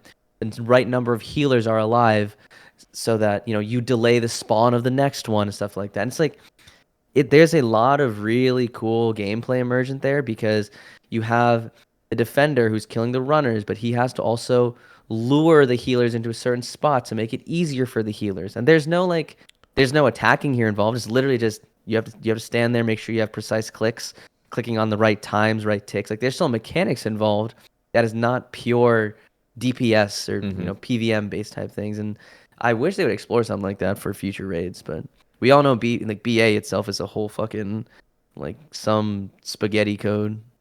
Yeah, no, you're right. I think I'm pretty open. BA in particular, like I understand that there's just so much depth to it that it can get really addicting and really fun. And obviously, the people that do a lot of BA get filthy fucking rich because they just like boost other people that don't want anything to do with it. Like see that wasn't the main goal for a lot. Like I know a lot of people in the BA community. Like that's where that was literally my first community that I was a part of, even before I became a Twitch streamer. Like my clans were like the casual BA community, and a vast majority of those people were just playing because they had fun and enjoyed the mechanics. Of course, there's like people who double dipped in both. And once I got the taste of, what do you mean I can make 10, 12 mil an hour for just playing the game and grinding for a pet? Just like, Yep, what the fuck? But as an Ironman, the money doesn't really matter to me, but it's still that's kind of true. nice. Yeah, no, they could actually do I don't feel like they should definitely do some more trials with content like that before they were to introduce it to a raid. Like add another mini game where they can test certain mechanics that is, role based. I mean, I'm just thinking like right now, like imagine, I don't know, like I'm just like I'm just so scared of yeah. mini games, man. Sorry, go on. I No, don't no, want no. to. I'm gonna just be spitballing so much shit. I'm about to, so I'm gonna kind of like withhold that actually. But there's Mini so games are many. just they feel DOA. They're just like dead on arrival. You're either they're dog shit or like the rewards are just broken. There's no in between. Like when they ported Soul Wars, dog shit. Now it's just like Iron Men who go there to boost freaking early game items and shit like that. There's no Yeah, like not a single mini game has stuck out as like both fun, enjoyable, and like useful. Like yeah. BA, very mechanically very fun, very challenging, but you don't get anything out of it. There's a pet, but like it's literally just hunt for pet hunters and stuff like that. Nobody else cares. Mm-hmm. Soul It's Wars just grind like yeah. it's so Yeah, hard to go ahead. balance mini games. It's so Yeah, hard exactly. I'm not saying because if it was easy, fucking anybody would do it. But like, I'm lucky enough to not be a dev. I'm lucky enough to just be a content creator and sit here about bitch about things and be like, you fix it, Mr. yeah. Husky. That's your problem. It's not mine. Good luck. Yeah. No, you're right though. I just think that's the best way to go about at least trialing certain role-based activities. Because if they were to Mhm. introduce to a raid, like just off the bat, I feel like there'd be some huge problems with it. So they need to test these sorts of mechanics. It's Yeah, just, I just think that like raid to me raids are bigger than just PvP. I'm like, but here's the thing, like the just going against what I said, like Tob is the best raid. That it just feels good. The But pacing is why does it great. feel good? Have you ever thought about like why it feels good? I don't. I'm assuming it's just because I'm fucking hitting things in different ways and doing damage and having fun with my friends. Yeah, I don't yeah, know. I yeah, don't know. and that's honestly like because I remember wanting puzzles. I was like specifically like I want puzzles in TOA. I think that'd be really fun. And now puzzles are just like the most fucking annoying thing. Like, can we just move on to the boss? I just want to hit this next thing. Exactly. So It's like all in the TOA theory, puzzles are just like silly. You're like, this no, is I not mean fun, not they're enjoyable. silly, It's a but waste of like time. I think the best one they probably have is like the Kefri puzzles, I guess. But like even that, like I mean, I feel like the pillar one is the most fucking egregious. Like, okay, maybe just delete that one. But the other ones feel decent, and you Even can the kind monkey of room? no. Sorry, the Kefri, all the Kefri puzzles. I was talking about like the pillars in Okay, Kefri. okay. Gotcha. So I thought you meant the like six things you have to whatever. like just fucking guess on. Like that is Correct. annoying. But the other three are fine. And the Mm-hmm. final one where you have to match it up, that feels pretty rapid and they did it nice where like before you've even arrived there, the tile lights up. So they made it really just feel good. Like, okay, like these are activating when I'm clicking them, which feels right. Monkey Room is an Mm-hmm. abomination. That shit. I mean, they've made some improvements, but like, bro, 3 minutes of just clicking fucking monkeys, that's very like low risk. It's like you're never really dying in Monkey Room unless you just don't have any supplies and you're kind of just like fucking off. But like, Right. it's just, this is so stupid. Like, this is so stupid. And yeah, It definitely is not it's fun. One of the things I would love to see in a raid is mhm. like non-linearity. Like what? Meaning it's not just like a start room all the way to an end room to a final boss thing. Like I hate to bring up dungeoneering, but I don't did you play RS3 I back in the day? never played Dungeoneering. Never did it once. Okay. To me it was sort of like I was a kid playing it, so it seemed cool. Definitely probably So it rose probably is tinted shit. glasses. Yeah. Yeah, probably. But it's like I think Soul some Wars aspect is of cool like too. like just think about like how Corrupted Gauntlet you like open up different rooms and then you go to the final boss, right? Okay. Dungeoneering, you could have people in your party go out to they could spread out, like explore different areas at a time until they find the final boss room. And then there's certain rooms which required everybody to be there. There was like an emote room where everybody had to stand on an individual tile. Everybody had to do the like, mime type shit. And there are also these like gate stones I forget exactly what it was called, but people could have like a team gate stone, as in like somebody makes one and carries it. You can teleport directly to that gate stone. Everybody teleports to that spot, does the event, and then they could go back and somebody makes gear, somebody goes and does the other rooms, like things like that. And then you all converge again to work towards to killing the final boss. And it's like I like the idea. I just don't know if they could ever implement something like that. So But it would what be if, so cool to have like, yeah, go ahead. dude? I'm just thinking again. This is based on absolutely no prior like Dungeoneering experience. But like, Mhm. what if they were to introduce something like duo or quad man CG? Just like for like funsies, almost like you'd have to like rebalance it, obviously. But like, how cool would that kind of be to just have like a 4-man CG going, and you all have to enter Hunliff at the same time, and it's That's like, literally kind of what Dungeoneering was, but things like the Hunlift room was not always in the middle. It was just like it was somewhere. You just have to go find it. I see. So like there are demi boss rooms randomly spread throughout, but then there's like the main boss room. You have to go find it and start your thing. So usually I remember like people would go gather their gear, everyone would teleport back to home base, make their own gear, and then we'd all teleport back to the boss room and start the fight and stuff like that. It was once again rose tinted glasses. Efficiency wasn't the name of the game back then, and I would just love to see. In my mind, that just feels more raidy. Like you're in a dungeon, someone's exploring this way, someone's going that way. It's like, hey man, I'll go gather these things. I'll go do this part. I'm exploring here. It's like, Yeah, no, that would be fucking awesome. That would be yeah. really cool. I've heard some disappointment in like the Coliseum that's coming out not being like a duo or a trio or four-man type content, just solo again, which is obviously so much easier to design because you only have to have one person in mind. That is like actually the most insane thing about raids. It's like I have so many things that I'd want to see changed, but ultimately it's like, bro, they are designing for like 1 through 8 man. It's like they have to like literally make this shit balanced. Like that is so hard. That is such a Yeah, no, challenge. absolutely. Like it's definitely not going to be easy.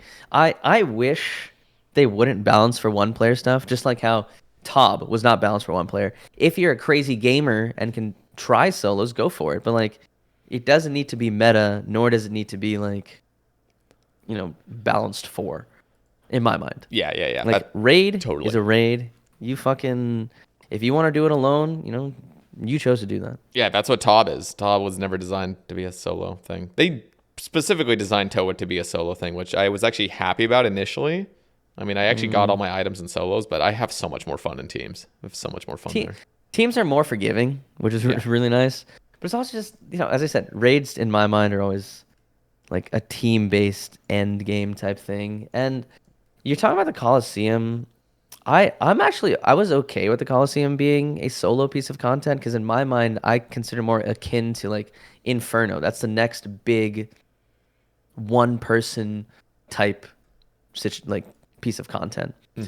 Like I'm okay with having these big team-based types of stuff like raids, but then also having these challenging individual pieces of content like Inferno and hopefully Coliseum. Yeah, are you gonna be doing Coliseum, you think? When it comes out, yeah, I'll definitely. What's gonna happen is I'm gonna watch people on Twitch for a couple of days, have a good time, then log on, give it a couple attempts, and see what happens. Yeah, this is like the one piece. I have said this in other casts, but I get like anxious when new pieces of content come out. I almost like hold off. That's like always what I want to do. I just want to hold off until like the meta is formed, so I'm not just trolling and wasting a bunch of time. I could be doing something else. But I think with Coliseum, I'm just gonna jump in like and try to just solve shit myself and just have a good time. It depends how you play the game. I'm actually in the same boat as you. Like I'm not much of a. I don't consider myself a great PVMer. I'm not somebody who's like, oh man, I'm gonna theory craft this and this, and I'll be able to do this. I'm a decent PVMer, but that's only because I have hundreds of days played in the game. Like I'd be upset if I was a bad, like god awful PVMer with this much time. But like, I watch like the Addy cons and like certain like Oblivion members and stuff like as they're theory crafting their way towards figuring out how to do the content. Like I enjoy watching that. Like watching first day streams is one of the most fun things. Do I like to participate? No, not really. I'm just not good enough to do that kind of stuff. But sitting on the sidelines and watching the gamers do it, that's fun as fuck. But the thing is, like, you could do it because I know you're competent enough to do it. It's just that I feel like it's just like it's almost, at least for me, it's a disconnect. I just feel like it's not worth it. It's like, this just isn't worth it. I may as well wait like 3 weeks until all this shit is solved by the Giga Gamers, and then I can just go about it with the tile markers in hand and everything figured out. Just have a better time. But there's nothing wrong with that, It there just depends isn't. how you have fun. I've done that my whole life, basically, even as like one of like just a fucking freak with a bunch of hours in this game. Not freak in PVM, but just a freak at the game. Or just freak, just playing this game a lot. I'm absolutely nowhere on that echelon of just top PVMer by any means. I didn't mean to say that, but like this time I want to give it a try. Where it's like, I'm just gonna jump in. Try to solve things, try to pioneer some of my own methods potentially, which is very difficult nowadays. You have noob type in the goddamn game now, and yeah, right. Just fucking Port Kazar. There are some incredible gamers out there. And I think it's also a mix of like with how available information is. It's like I don't need to put myself through the suffering of getting like railed by necks on day one when I could just watch, you Yeah, know, yeah. other people figure out the strats. Were you It's doing next day one, by the way, in those masses? I that was one of the few things I actually did day one, Yep, same. and it was I just remember going into a mass and the meta back then. That first day was just like, oh, Nex drains all your stats. Like if you're wearing, range, if you're wearing range gear, she drains your range. So just wear full ancestral and then a bow and Avas, and that's what I did for like my first few days, and it So was just like, bad. Yeah, it's everyone so just cute. camped in Ancestral. It's just so Hmm. weird. Yeah. Dude, It was fun. Like I did TOA on release, like stayed up early to do with friends. Like I definitely had some fun, but I was just like, I'm not I don't care enough to sit here and figure things out. Like yeah. I'll have more fun when I just do the content and get better at it rather than Yeah. figuring out the lowest, like what gear do I need, this and that. And getting fucked over and just dying repeatedly trying to figure things out. Yeah, it's aggravating. Yep, yep. Dude, speaking of noob type, what I mentioned earlier, like, did you see his Hmm. 27 Awakened Leviathan in one inventory? Dude, I saw a screenshot of that, man. That shit was fucking insane, man. Dude, The like, the what is level of that? Like, I don't know. what It's is just not that? like Like, fucking A, he's dude. so far above like just I don't have words for it. It's insane. Like I never like I think I'm a decent PVMer. Yeah. It's like I am definitely better than the average person who's a fucking I don't know, Mr. Mammal viewer. Yeah, Like yeah, yeah. I'm so sorry. No slander, Mr. Mammal to your viewers, but I'm just saying, like, they're probably normie as fuck, right? And then there's like, I'm like, say I'm like 10x better than them. Then there's noob type who's like 1,000 types better than I will ever be, Yep. right? It's just insane that the scale at which that these people exist at, man. Like, Dude, it's just stupid. It's so stupid. And poor Kazard's post patch hmm level 3 fire cape years ago. Like, dude, dude, did, like, I don't know if I still don't even know how to like fully do that. The dude was setting down like fucking flyers on the ground to step on so he could like recoil a fucking bat from a like and but also keep the major stood still because he had to red X the fucking flyers, and he's like summoning his cat and stuff and like doing some weird stalls. I'm like, what the literal, and the thing is it took him like 40 fucking hours. 40 hours in there with no mistakes of just setting dude, this weird ass shit up that he pioneered. And like, I'm like, dude, who has the fucking mental capacity in the first place to even just endure this mess, even if you were talented enough? just different breed, man. Like, there are some insane. It's a combination of one being able to theory craft all that stuff, and two being able to execute, right?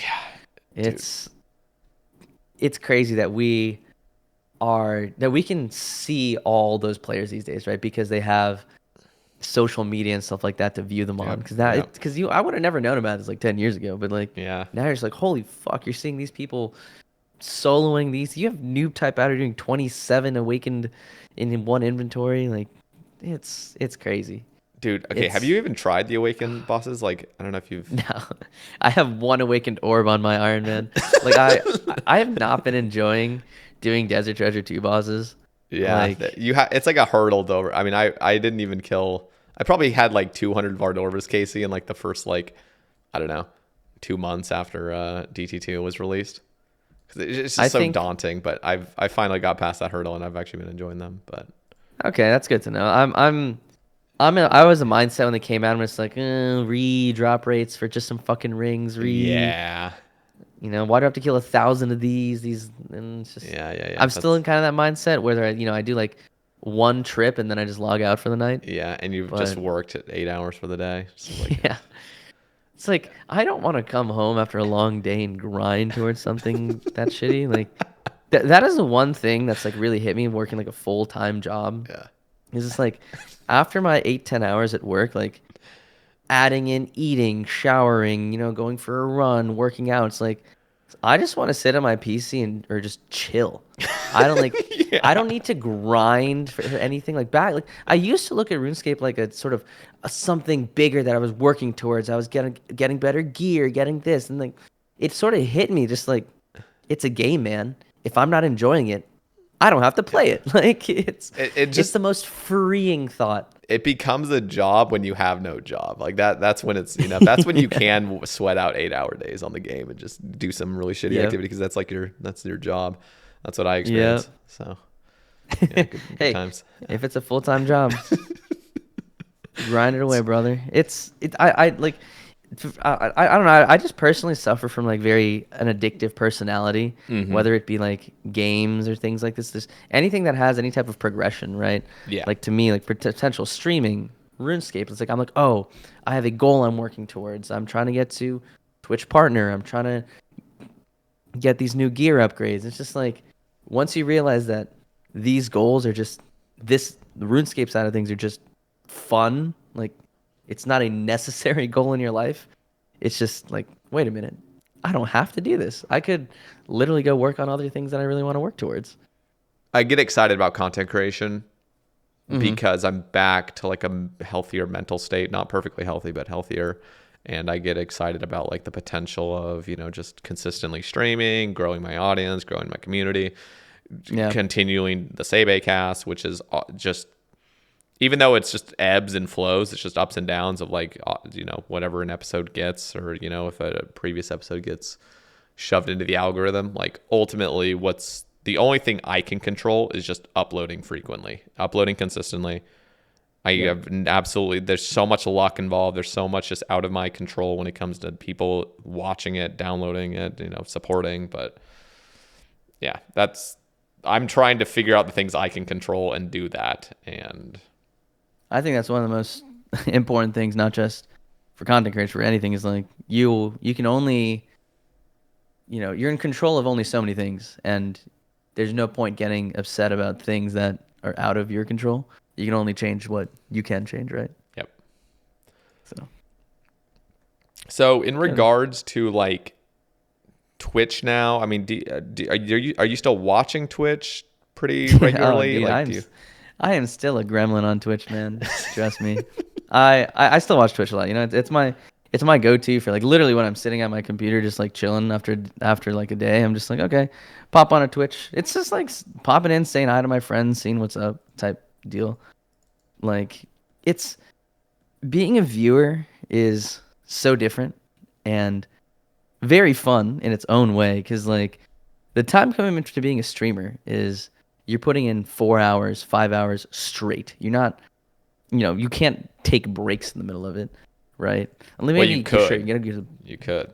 That's just not part of the culture, though. I've literally, could, I guess. I remember bringing that up I think on Base After Dark, even like, dude, just what if we were to change the culture and allow streamers to have a normal, like, healthy 15-minute break to just fucking pause their stream and go take a breather and Bro, in their brain, like literally, I remember when I first started streaming, I was just like, "Oh my god, I have 10 viewers. If I go to the bathroom now, what if they all gone. leave? Like, they won't come back. They won't watch me." It's like, I know. like now that I like not now, like I guess maybe a few months ago when I had finally established myself as like streaming, like I don't care about that. It's like I can fuck off, I can get a drink, I can use the bathroom, I can do whatever. Like, but when you first start streaming, you're just so worried about like, what if I lose that one person? Oh my god, like Just what do holding I your do? piss for like 2 extra hours, just Yeah, yeah. No, And, that man, that culture needs to change. It needs to be like, just make it normalized to just take a 10-minute break. And seriously, like, and the reason I brought it up is because there will literally be times where I'm so uncomfortable sitting.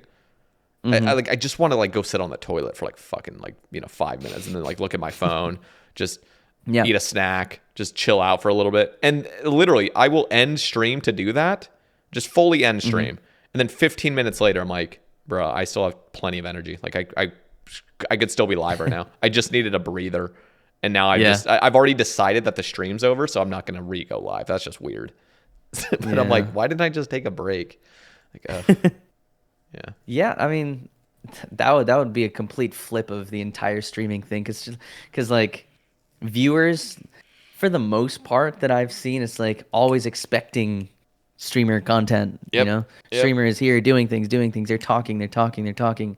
Whereas like, I don't know, there's some slower streams here and there, but like the vast majority of streams that I hang out in is just like maybe it's just my fucking ADHD brain. It's just like if the streamer fucks off for a few minutes, I'm gone. I'm like I'm on the next tab, next streamer.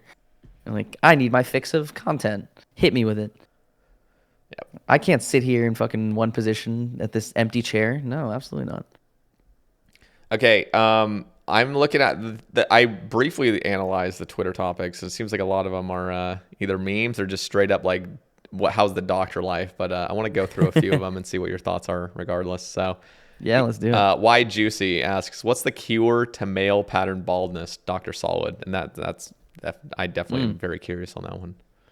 Yeah, well, see, the cure to male pattern baldness is 1, you shave your head. 2, you rub a lot of whipped cream on your head and just sit outside for 24 hours in a meditative state. Trust me, your hair will start growing back within a few days. Trust him, he's a doctor. Mm-hmm. Dude, I gotta say, your hair is fucking luscious. Do you know how lucky you are? I'm seeing, the older I get, I start seeing a lot more male concerns about losing hair. I'm just like, yeah, fuck. dude, it's depressing.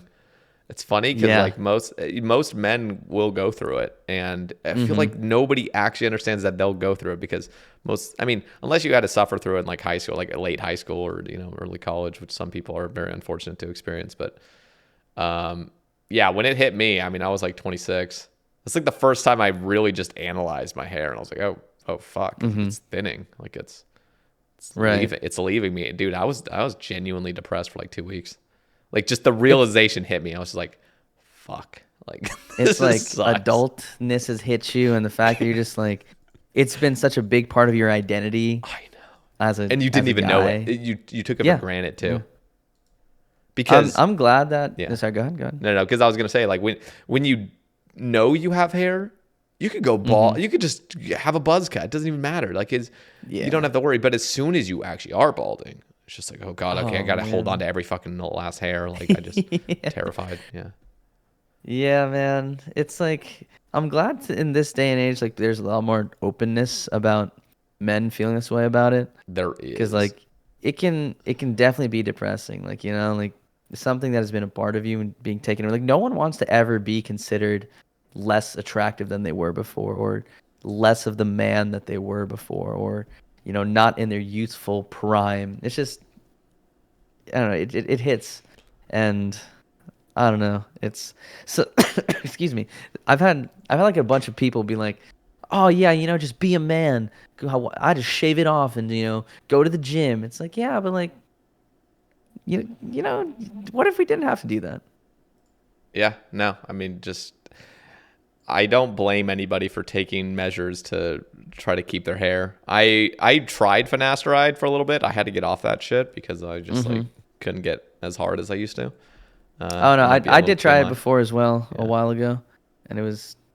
Oh really? weird for Even the you? brain. Like were you like were you just like trying to prevent? It was more like anything it was like a preventative thing because I seen a lot of scare of it, and like there was a phase where like I was going through like high stress in terms of grad school and everything. So I was literally just like losing weight and shedding hair. Oh, I see. So I think I was more stress related things. And in the last couple years, as I've been taking a lot better care of my health, like my just general health has gotten better. And you've been drinking milk. Hey man, drinking milk is good, okay? It is. It is good. People, you got too much flack for that on Base After Dark. I'm sorry. Drinking milk. Your nightly they don't glass of understand, milk. man. Yeah. It's a simple thing, just a glass of milk. It's relatively healthy.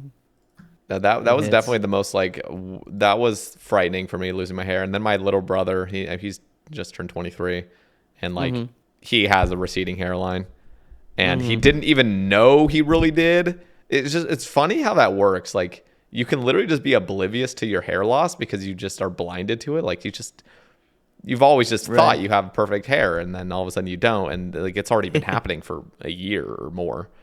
And then you finally realize, you're like, oh my God. So like my little brother is just like fucking terrified. He's like, the funniest part is probably some people listening that can relate to this. Like before I knew that I was losing my hair, it's just like when you hear hair loss commercials of like, preventing hair loss, it's just like goes in one ear, out the other. It's like you don't even think about it. It's just like what, like, it's just white noise. Like, okay, like, you know, if it's just an advertisement for something that's completely unrelated to anything I'll deal with.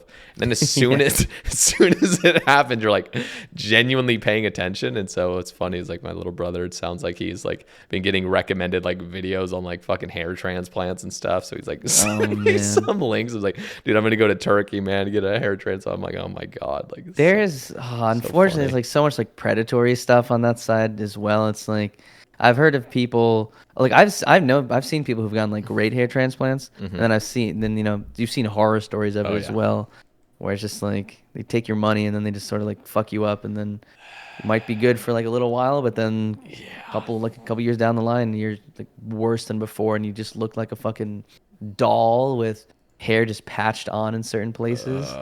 Yep. It's like. Yeah, that's something. It's scary. That's something I mean, I already went bald last month due to a yeah, you did. I remember that reward. So like going bald, you know, having a beard really helps. Yes, because you know, it just works with a bald head better.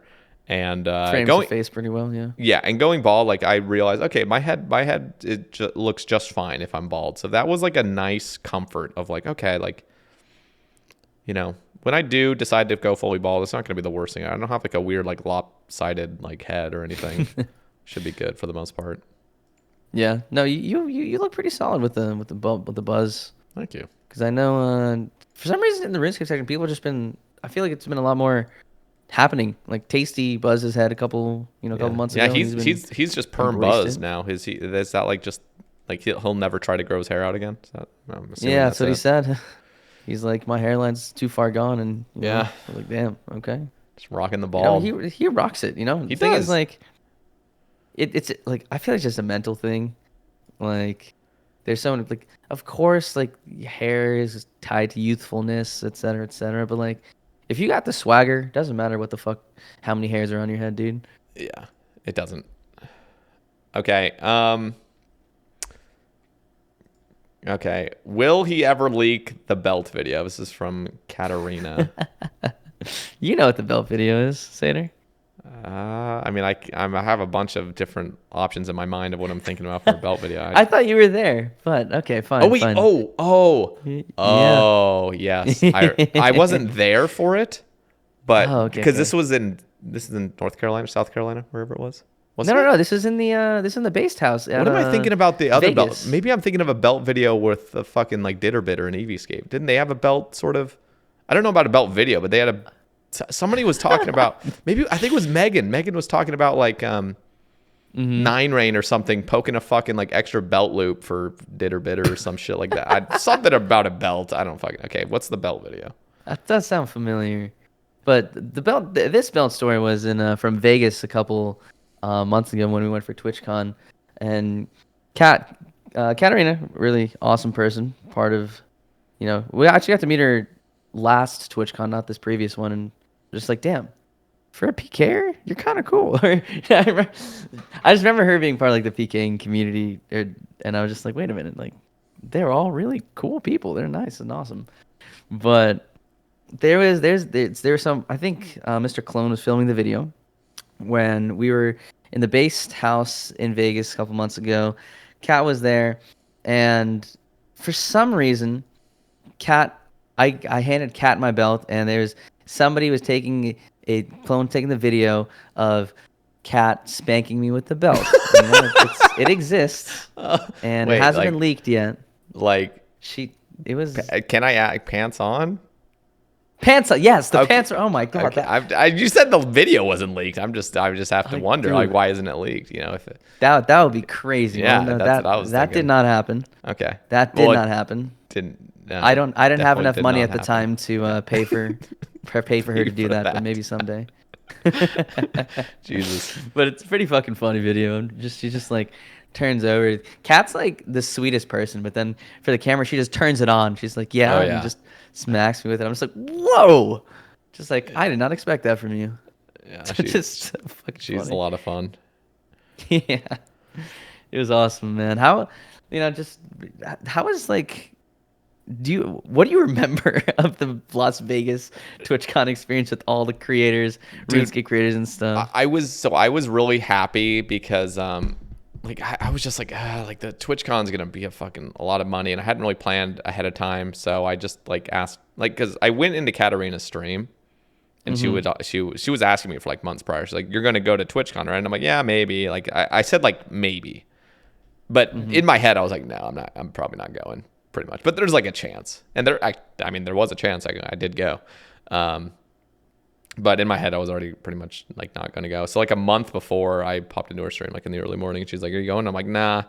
And she's like, "Oh, what? Like you need to go or whatever." And so I talked to PSAX, because PSAX and them like all had like a like Airbnb together. Like it was like a cold one, Defy, Cat, Melba, you know, all those. And so I just like was like, "Hey, can I couch surf?" And luckily, like they fucking had like multiple couches there, so I just gotta like choose my own, and it was nice. But yeah, like real talk, like just meeting everybody, because this is I mean, I had my first ever meetup with you guys, like, you know, like the Tennessee trip in April, and that was just insane. That was so surreal. Like it was just, I wasn't used to it. It's like overload. It's like stimulation, like just like way too much going on all at once, you know, just arriving at a house and seeing every single person I've seen on Twitch. Just like, what the hell? And then Bodhi pops in. I'm like, what the fuck? Like, this is crazy. Like, this is crazy. And then TwitchCon rolling up to the house, and then just me, just like everything worked out really nicely, because the based house was like a 5-minute walk, over there. Like probably not even 5, just like 3 or 4 minutes. And so we just walked over there every single time, and just huge meetups, huge parties, just every single person's there. It feels like you're just meeting so many new people that I hadn't met. And like, I don't know, there's like something where like you were saying, like, you know, the PKers, you know, sometimes there's like a thing like, oh, the PKers, like, they're you know, like they're the like the evil ones basically in the community, but like you meet them in person, they're just so much fucking fun to be around. And oh, absolutely, man. And you're just meeting everybody. And like I remember like going to the Crusader party, and West Ham and Dino were just standing there in the corner. I'm like, what the fuck, dude? Like West Ham and Dino in the flesh, like right here. Like this is just not. And so like you just. And then you see Torvesta, and you know, whoever the C engineers is sitting there. I'm talking to C engineer, just hearing his fucking collection log completed, like fucking voice. Like I'm just like, this is the most amazing thing ever. I remember having to have like, this is gonna sound kind of strange, but in the early in the summer, I started like meditating. Of this past year, like I finally started like kind of taking like a course and just learning how to be more mindful about stuff. And it's like a really cool tool to use in any situation where you feel like you want to capture the moment.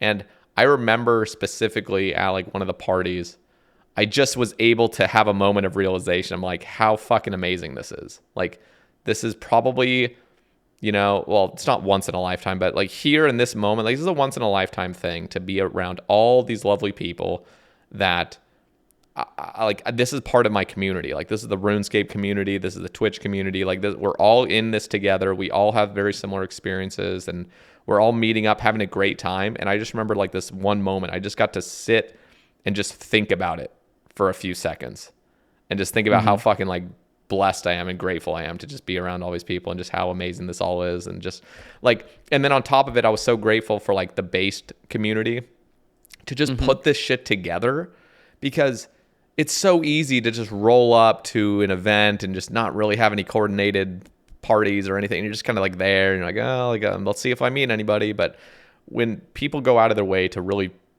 set up events and make and get people together, it's just like, it was so perfect. And like, oh, dude, I had such a fucking good time. And like, there were so many people, and like, I could go through them all, but like, there's just so many. It was just amazing. So I look forward to, like, awesome to hear. Yeah. Are you going to RuneFest, by the way? Yes, I'm planning to go to RuneFest. Dude, I'm going. So that'll be my first time in Europe too. Oh yeah? Yeah. I've only been to the UK once a few years ago, but I don't. It's in Birmingham this year. I'm excited because it's gonna be different from TwitchCon, like, as in, it's tied around RuneScape, right? Like, we are gonna be the cool kids walking around, strutting around, like, oh my god, is that Satyr? I'm You so know? excited. Yeah, and it's also one of the things which is we were talking about some of the other base people is like it's not on our home turf anymore. We're gonna let the Yeah. Brits, Yeah. put together the Yeah. parties this year Yeah, we'll see how that because goes. I hope it goes well. I will say, one of the most awesome things about being part of like the base team is like how much they've brought together, not just like the community that they've built in terms of viewers and people on Twitch, but also like content creators. Like we, I remember we hosted a party at TwitchCon, not this year, the year prior to that, and it's like having all the RuneScape people come to our event, where they were just like, "Damn, that's crazy that you guys are putting this together. This is awesome." Because like the only other time we've done this is like RuneFest when it's Jagex sponsored and things like that. So it's like, damn, this group of people is really bringing everyone together, and it was just, I was in the same boat as you. Some of those nights, just being in awe, just being like, just surreal, being like, holy Yeah. shit, I'm in a house full of fucking the top, like all the greatest different RuneScape creators, that I've known and seen on the internet. And like it was such a crazy experience to have like just like see engineer being like, "Yeah, you're ignoble, right?" I'm like, "What?" Oh my Like God. who what? Just like when I met like so many of these people who are just like, much bigger creators than I am, because in my mind I'm like, okay, I'm just an ant to them. They don't even know who I am, right? But like so many of them were just like, yo, what's up? How's it going, man? What's up? And I was just like, how, like, I was like shocked and trying to like keep my shit together, being like, holy fuck, like, goddamn. Yeah, and it's also cool like putting it's like, sometimes we put people on pedestals. Like I definitely put Bodie on a pedestal in Tennessee. It's just like, dude, like this is fucking Bodie. Like we're just hanging out with him. Like what the hell? Yeah. But then you just just everyone's just a person at the end of the day. And it's like, oh, like Yeah. we're all just people just hanging out. Like just there's nothing People much just more want than to that. hang out and have fun, and Yeah. it's a good time. It's like that's the thing I love about the community, as much as whatever weird like manufactured drama there might be, like, oh, we don't like the PK or is the PVM, or just like you put them all in the same house, everyone's just gonna be partying, hanging out together. It Yep. doesn't matter. That was fun. Mm-hmm. Okay. Zout has he just says feet, period. You have any thoughts? Hmm. I even to this day, I've stopped streaming. Like I don't think I made a foot joke in months, if not years. And to this day, people in game come up to me and be like, "Yo, Ignoble, what's your Discord? I got some toes to send you." I'm just like, bruh, Never ends.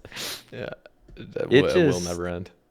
it'll never end. I just find it so funny because I'm just like, I don't remember a specific moment when I turned into the foot guy, but like it, You it is what it basically is. And embrace like any title that's given though. I feel like you were pretty easy to just embrace anything. So I mean, just like oh if yeah, somebody said you were now the toe guy, it's like or the foot guy, you're just yeah. oh yeah. I mean, I'm not unless they're like directly being mean to me for some unknown reason. I have no like my sense of shame is very low. I treat this as like I am an entertainer. I'm here to have a good time. I get to be a fucking absolute goober on the internet. Yep. That's the best way If to go about it too. As soon as you start taking yourself seriously online, like you're just in for a fucking disaster. yeah, yeah, like it, like the thing is, I 100% know that like people wouldn't be making these types of jokes if I was like genuinely like a creepy weird dude Yeah. being like, hey, Yeah. like sliding into like the fucking five Yeah. viewer girl streams, like, Oh my hey, god. message me on Discord, like, hey, you got a picture? Did you paint your nails, by the way? Anyways, like, The thing is, what's funny is like you actually have like put on this persona that people understand is not like it is for entertainment's sake. So you actually could pull it off at this point, which is the ironic part, and it wouldn't be weird. That's what's hey, funny. I'm ironically asking for pictures of your feet. That's crazy. Anyways, Yeah, no, it works, and only for you though. Um, people think it's all a joke, but oh man, I'm just playing deep into it until I can yeah, he's literally release just it. completely fooled all of us. All right, what's Oh your man. favorite snack, and why is it Cheetos? Boo. I know fucking Greg posted that. I remember Yeah, that's seeing that. Greg. Man. Do you have a favorite Ah, snack though? Like real talk? favorite snack? I think it changes every so often. Right now though, Hmm. it is those raspberry fig bars. Ooh, I don't know what brand they are. Let me look them up. it's just But like they General just Mills, like fucking Kellogg's Nature's shit. Bakery. Okay. That sounds soft. Yeah. Those sound soft. Just Yes, they are that name soft. sounds soft. They are soft. They have that raspberry flavor to them. Yeah. And also, like, going back to, caring a little bit more about my body, I can't, like, sit down and eat. I can't fucking eat an entire bag of Doritos like I used to when I was, like, 21. Back then I'd Yeah. take a family pack and pound that shit. Be like, yeah, damn, that shit was nice. But, Yeah. like, No, I remember. I can't do that. No, it's really hard. I mean, seriously, like, I think I could do it if I still had bad binging habits. Because I used to have not like bad binging habits in relation to other people, but like I almost binged. Well, when I didn't have a healthy, like, active lifestyle, it was so much easier to binge. I would just, like, fucking order a bunch of food, get high, order a bunch of food, and then Yeah. regret it, and then, like, fast for, like, a day or day and a half, and then just go on the binge cycle again. It's just like this repeated vicious cycle where you just, yeah, pound a bag of chips, eat a pizza, drink some sodas, and just feel totally fine too. Young 20s, it was totally chilling. Back in college, bro, it'd be like 2 a.m. We'd run to McDonald's and just this is back when they had the what were they, like, jalapeno McDoubles, spicy jalapeno McDoubles, whatever they were. They had like these crunchy jalapenos on it, bro. I would fucking order 4 of those at like 2 a.m. Like, that is just asking for the worst heartburn of your life if you're in like your late 20s or early 30s, bro. Now I just pound that, drink a full ass large Coke, not even a Diet Coke, just straight up, just pound that sugar, and then eat some gummies, and just be full ass chilling, and just. I mean, yeah, You I just know, can't do that anymore. Just snacks aren't the nope. same. I think, like, just like once in a while I can have like like, binge on some snacks, but nothing on a consistent basis, like at that level. Yeah. But yeah, definitely fig bars at the moment for me. Do you have anything that you like to snack on when Yeah, you I just like. get hungry or something? I have these. So I like eating nuts, like I think my favorite, honestly, is probably pistachios or almonds. Those, like, just always hit really nicely. I also like pecans, but they're just way fattier. And they're just, I don't know. I want to get the extra protein in the nuts. Oh, Oh, Jesus Christ, this is not this is oh not my coming out God, as dude. well as I You thought. are walking right into it, Yeah, man. I'm gonna yeah. refrain. It's too easy.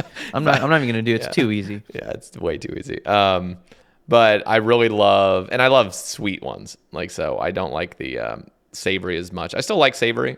I still like the kind of like Korean Okay. barbecue flavor, maybe like the wasabi. But Ooh. dude, on Amazon just like a month ago, I bought a 4-pack of these Snickerdoodle almonds, just lightly coated, Wait, like the what? blue diamond, very thin coating of like this Hmm. Snickerdoodle dusting, and oh my fucking God, like, they're so addicting. So, like, any sort of snack that's sweet like that, Mm-hmm. but it's Okay. still healthy. It's still like a natural food. I love that. I also like Gotcha. dried fruit, but dried fruit I can just pound, which is deadly. So I try to, and if it's in my pantry, I'll just down it. Like, I'll just keep fucking eating it. So I need to, like, chill. But like, dried mangoes are insanity. I had dried kiwis Mm. for the first time. Those are really, really good. I didn't even know they had that. Yeah, dried kiwis. They're actually good. They kind of taste earthy. It's kind of nice. It's like, Hmm. it's interesting. So yeah, any Okay. sort of like dried fruit or dried nuts, I enjoy now at this stage. It's just because it doesn't make me feel as shitty. Like, if I just pounded fucking Doritos, like, I just know every single bite is just, like, this just isn't really what my body is needing right Yeah. now. Just so I try to find something that at least even the placebo of me thinking this is a healthy thing makes me feel better about it. You're just two old men, dude. Yeah, it's not getting any better either. We're just gonna keep getting No, older. I was gonna say I'm not the biggest fan of sweetened type of stuff, especially nuts Mm. like that. I I keep a bunch of raw nuts, like, but I don't eat them alone. I usually sprinkle all of it on, like, oats in the morning. That's like my Mm. primary breakfast. Yep. Just like oats are a blank canvas, right? Yep. And then I make it a little sweet, like, maple syrup and uh brown sugar, cinnamon, stuff like that. But then I just top it off with just like a bunch of different nuts, like pecans, walnuts, almonds, sliced almonds, and like pumpkin seeds and stuff like that. And it's like a full meal. It's definitely on the fattier side because nuts have such higher fat content. Hmm. But like, I don't know what it is, but having that plus like a glass of milk every morning, like I do that like 6 days out of the week, sometimes Damn. 7. but it's just like solid to be in a Yeah. routine. And I also feel good in the morning knowing like, okay, I've had a lot of fiber and mostly whole foods to like start the day. It's just like just starting the day off well just sets the tone well. It's like even if I have like pizza or something for lunch, I'm just like that's okay because like I started off with a really strong breakfast this morning. If I woke up in the morning and had like two fucking Pop Tarts and some cinnamon toast crunch, Oh my like God. my Yeah. day would just fucking It's over. I don't know. Yeah, starting off on the wrong foot.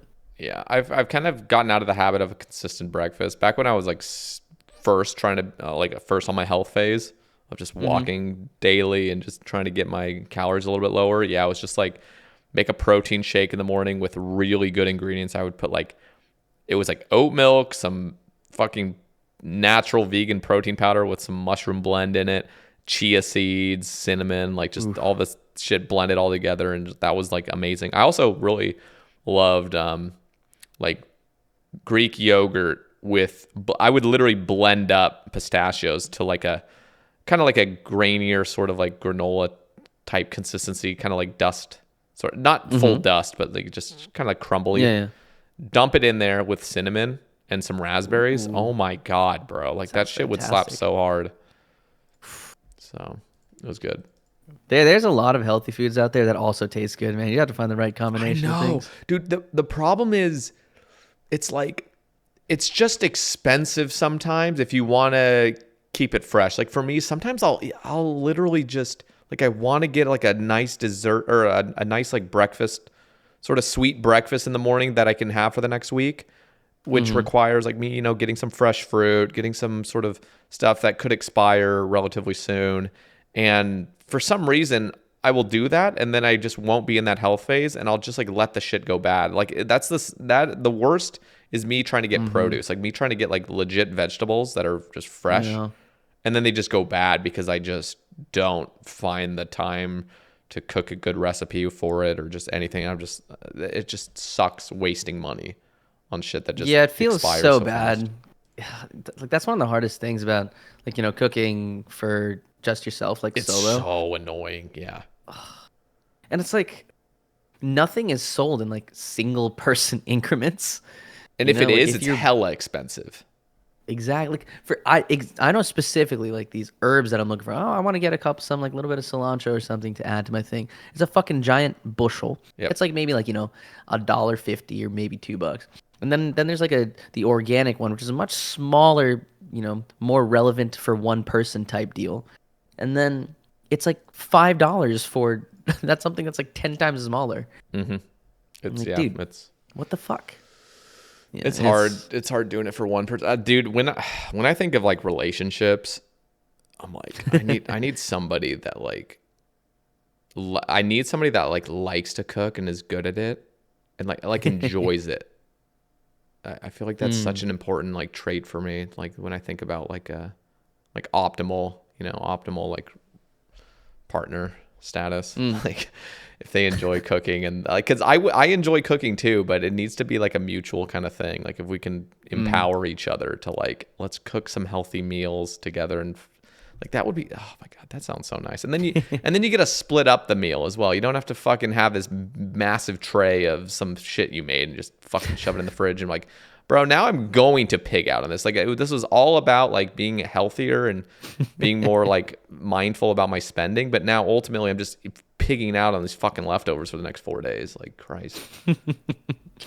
Yeah, man. It's just it I would say it's definitely nice to have um probably like a partner who enjoys that aspect of it, especially like health and stuff. Like you definitely want to be with somebody, or maybe it doesn't even have to be a partner, like a friend or somebody just like supports you in that sense of, hey, I want to work on this part of myself. I'm, having that second person to motivate you or help you along is really, really nice. Yeah. Garth Brooks, 69420, is asking, are the allegations true?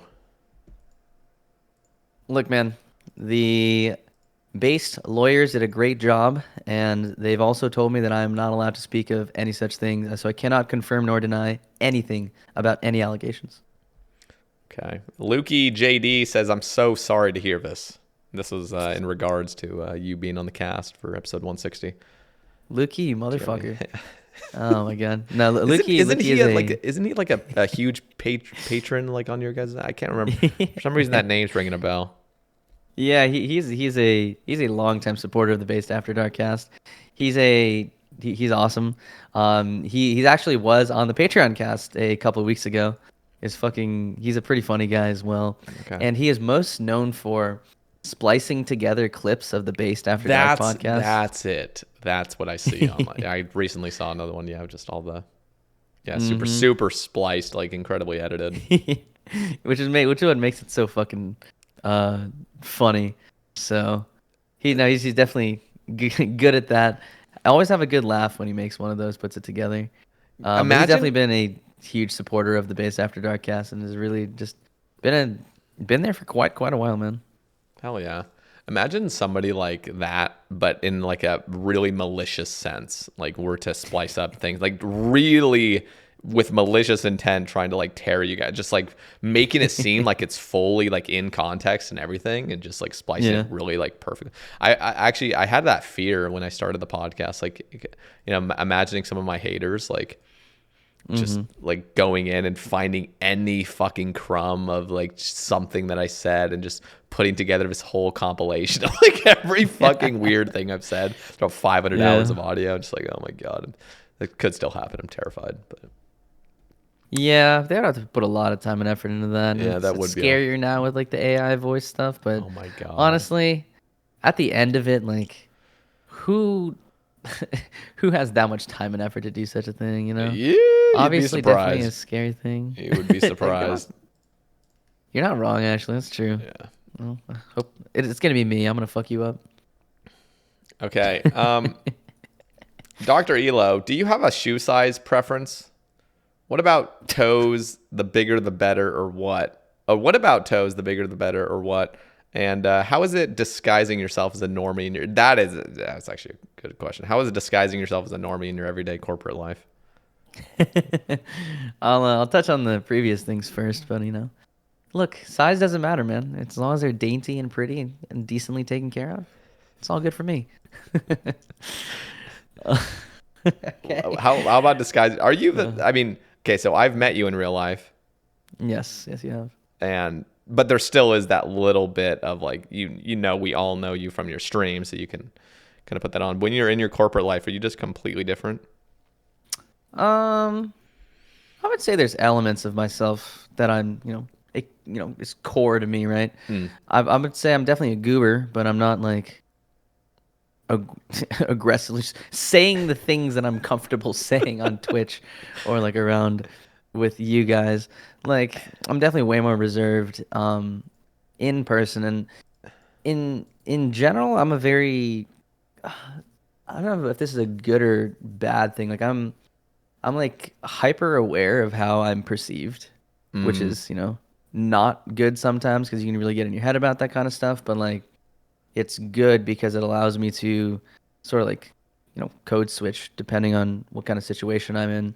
Like knowing if I'm with somebody who's a higher up, like a manager or something like that, just add like, just being a certain way, like in rather like just small things, like caring a lot about how they view me, because like there are people out there who are just blatantly themselves all the time. It's like you can be yourself, but you can present a more polished version of yourself. You can present like certain aspects of you that are not, there's certain aspects that should be kept inside and in certain situations. And I will say disguising myself as normie is pretty fun. Have you ever? As I'm getting to know go ahead. Sorry, I was just gonna interrupt and just ask. Have you ever had somebody like know you from, or have you ever told anybody that what you do and like like beforehand? Not any of my work people or anyone professionally related. Okay. I used to have friends who also didn't really know about it, and I didn't really tell them about streaming. But then oh no, I joined like their Discord once, and then like on Discord you can see when somebody's live, and then they're just like, we didn't know you streamed on Twitch. I was like, oh fuck. God. But they're like super chill about it, actually. Like I actually nowadays, like I would argue that like my stream personality is like blended in very very much with like most of my IRL friends and things. Okay, that's fun. Because like, and even with like the people on stream that I met in content creator stuff, it's like I know them as people now. They're not just like entities on the internet who are these, pedestal content creators on a pedestal. They're just regular people who I'm friends with now. Mm-hmm. So like, I don't have to like hide or pretend to act a certain way. I think it's just for like, in terms of my corporate side of things, I know that like you obviously shouldn't be saying certain things or doing certain things. But like, I think I do a pretty good job of being a relatively normal person, just because I'm just so hyper aware of, what people see me as. Yeah. So, Okay. I want to ask just to kind of like wrap things up. Just like hmm what are the plans for Based After Dark? Are you guys just going to be continuing strong with where you're at and just kind of keeping that up? Have you guys ever thought of like different projects, different other sort of content, anything like that? I don't know if you guys ever like discuss things like that. Or if you're just like whatever, or I guess most of the people, I mean, besides you, I mean, I guess you have your corporate job, but like most people already have their own streams and YouTube they're dealing with as well. But yeah. we actually do talk about it because, one of the things that, like, I think there's certain people more so like I like with a lot of stuff like I've had visions in the past of where I want to take things. I know like Seth, Mr. Prison Joe is like very future oriented, wants to like make positive steps towards something and not just, be a hey, just show up every Wednesday and we'll see what happens type thing. He's definitely kind of guy who has a vision. And I will say like him specifically, he does a very good job of, bringing people together to talk towards that. Our editor, Mr. Saint Tits, definitely comes back to us with feedback about like, hey, these things went well. Hey, I want to try one of these things. I see a lot of lifestyle podcasts do this. Like, I think you guys should try this, or we should not do that. And like, there's always, something to work towards. And just myself right now, because I've, turned a lot of my focus more towards my IRL things. I've taken more of a backseat in terms of directing a vision in that sense. But it's like every 3 to 6 months, we sort of come together as like a brain trust and say like, hey guys, what do we want out of this? Do we want to keep going forward? Are things gonna be the same? Are we happy with it? Like that's one of the things that was one of the big decisions like we made to stop bringing guests from the places from RuneScape on and move towards like a lifestyle just team based podcast, right? And we had a huge discussion about that like, hey guys, we see these things are not going well or we're trying to walk this weird line between two things. Like, let's stop and focus on one thing. Let's take this direction. We had that conversation in terms of the Based After Dark podcast. And now, in terms of moving forward at the moment, we've brought on a new person, Mr. Krylax. You know him, you've met Yep. him. He's gonna be coming on as like a regular since like me and Zoe are becoming more and more like less and less available due to like Mm-hmm. IRL obligations and stuff. So I think we're sticking with the current direction of just lifestyle podcast, and honestly, I'm pretty happy with that for now. If they have any more visions, in terms of where we want to go with it, I don't see it ever coming back towards like a RuneScape specific type stuff. But hey, you never know what happens in the future. Okay. Well, Ignoble, I appreciate your time tonight coming on, talking about your latest adventures in the corporate life and your experiences from the past 2 years. So I guess we'll wrap things up with 3 shout outs from the community. Oh boy. So I just I throwing remember that doing on this you last again. time and Yeah. getting fucking terrified. God damn it! You just, I didn't even come prepared this time, man. Good. Well, in terms of people to shout out, let's see. I will say, like, a lot of the people that I would definitely shout out everybody in base. That'd be like my first thing to do. But because I already know them so well, I want to do something different, right? Okay. First of all, shout out all the base people. Go check each and every single one of them out. Go check out the Based After Dark podcast. That's It'll be we'll leave linked. that as first It'll shout be out. linked down in the description as well. So for those that are curious, we'll have Based After Dark linked in the For description. sure, for sure. And then I guess the other two. I'm gonna start off with one, which is I would say Eli, Mr. Eliop. He is a PvPer primarily. Wieldy kind of guy. And in my mind, I've all like just throughout most of my Twitch days, like up until like maybe like a year and a half ago, it was always just like, Wildy stuff is silly, PKing is stupid, whatever. The communities are toxic. I never want to watch them. But like, I started watching Eli a little bit here and there. He's one of the guys who I lurk in his channels pretty frequently. He's fucking. I find him hilarious, and like the people in his channel are generally wholesome, just regular ass people. None of the weird toxicity that exists on that side of the community. And also having met him in real life, he's one of the fucking coolest dudes. Just absolute most awesome dudes to hang out with. And he's a literal bear. I mean, that dude is fucking Dude, massive. he's like 6'8" or some shit. He's fucking huge. No. Huge.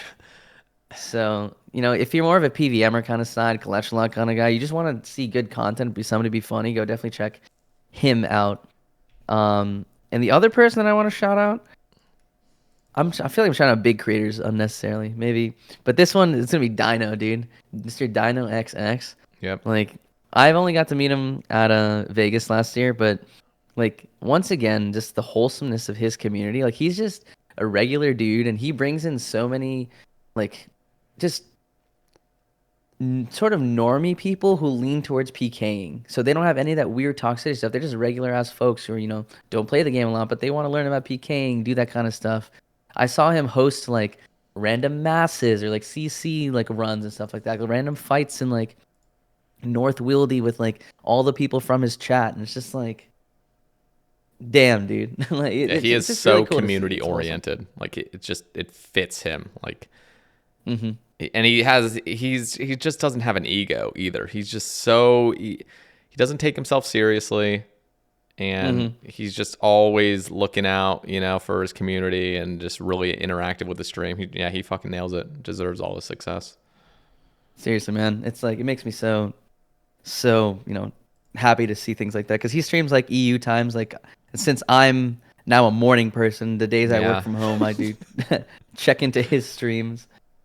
Yeah, no, those are. I'll throw one more out there. Okay. I know I've said this about the base people, but I do want to shout out Mr. Hamzy. He's one of a very consistent streamer. I'm so surprised of like seeing all the base people grow so much. Like, he's been on the track to partner, and like, I don't know why freaking Twitch hasn't given it to him yet, or why his stream is hidden, or I don't know, man. I feel like he deserves way more viewers than he has, because he's such a fucking, one, hilarious guy. You'll see him on the Based After Dark podcast. And two, like, his music taste is fire, dude. You hang out on his stream, oh my god, it's just fucking bop after bop after bop. You know what? I'm gonna give a shout out to Hamzy too. Hamzy's a fucking legendary creator and very underrated. So, and IRL, he's even cooler in person, which is that's something to be said. I will say he's one of the few people who has been introduced to my IRL friends, and I've just felt completely cool. It's like, yeah, no, this guy is definitely like one of the people I'd want to be like, yeah, like, these are my internet friends. My friends would probably be like, oh fuck, you're probably a bunch of weirdos. And then I introduce him to Hamzy, like, fuck, he's a regular ass dude who's really fucking cool. Yep. Yeah. Okay. That's about it. Ignoble, thank you very much for your time tonight. Down in the description, I know Ignoble's on his doctor arc, and we'll see how long that. Surely there will be another Twitch arc, right? Once you get canceled for. No, I'm kidding. But no, I'm wishing. Hey, if I lose my job, I'll be right back to full-time streaming, baby. But hopefully that doesn't happen. Yeah. Wishing you the very best on your career path, and it's really cool seeing you make real life strides. And I'm really happy for where you're at in life right now, and hoping everything just gets better. But I will still have your Twitch link down below, just in case people want to pop in if you are live, on the odd day. And also have Base After Dark linked, and your Twitter. And I don't think you had a YouTube, right? I do have a YouTube, but it's I think I've uploaded maybe 2 videos per year. Okay. So do you want me to link that, or just? Nah, don't worry about it. Okay. Twitter, Twitch, Base After Dark. Yeah. Seriously, thank you, man, for having me on, dude. It's a pleasure. Especially now that I'm transitioning slowly out of the streaming thing. I was expecting you to be like, "Ooh, sorry, man. Maybe." No, I don't know if I have time for you. It's kind of nice getting that closure as well. I think. I don't know. I just think it's fun being. I mean, I'm glad I can just talk to anybody. I mean, it's just it's a fucking Sae Bae cast, just conversing with the homies. So I think this was kind of like a nice like closure to the streaming arc and the content creation arc for you. And it's just really cool. So I also, but if you guys want to catch him, he'll still be on Based After Dark. It's the weekly podcast that he'll still be continuing to do. But yeah, good luck on your career, Ignoble. Thank you very much for coming on today. Thanks, man. All right, guys, if you, for those listening, if you want to support the cast, down in the description, there's a Patreon link and a YouTube membership link where you can support the podcast. Next Friday, this upcoming Friday, we're going to be having Flash, Mr. Flash, on the Sae Bae cast, who is a PVM extraordinaire on Twitch. He's a Twitch creator as well, so I'm excited to talk to him about some PVM. And yeah, thanks all for listening, and we'll catch you in the next one. Thank you again, Ignoble.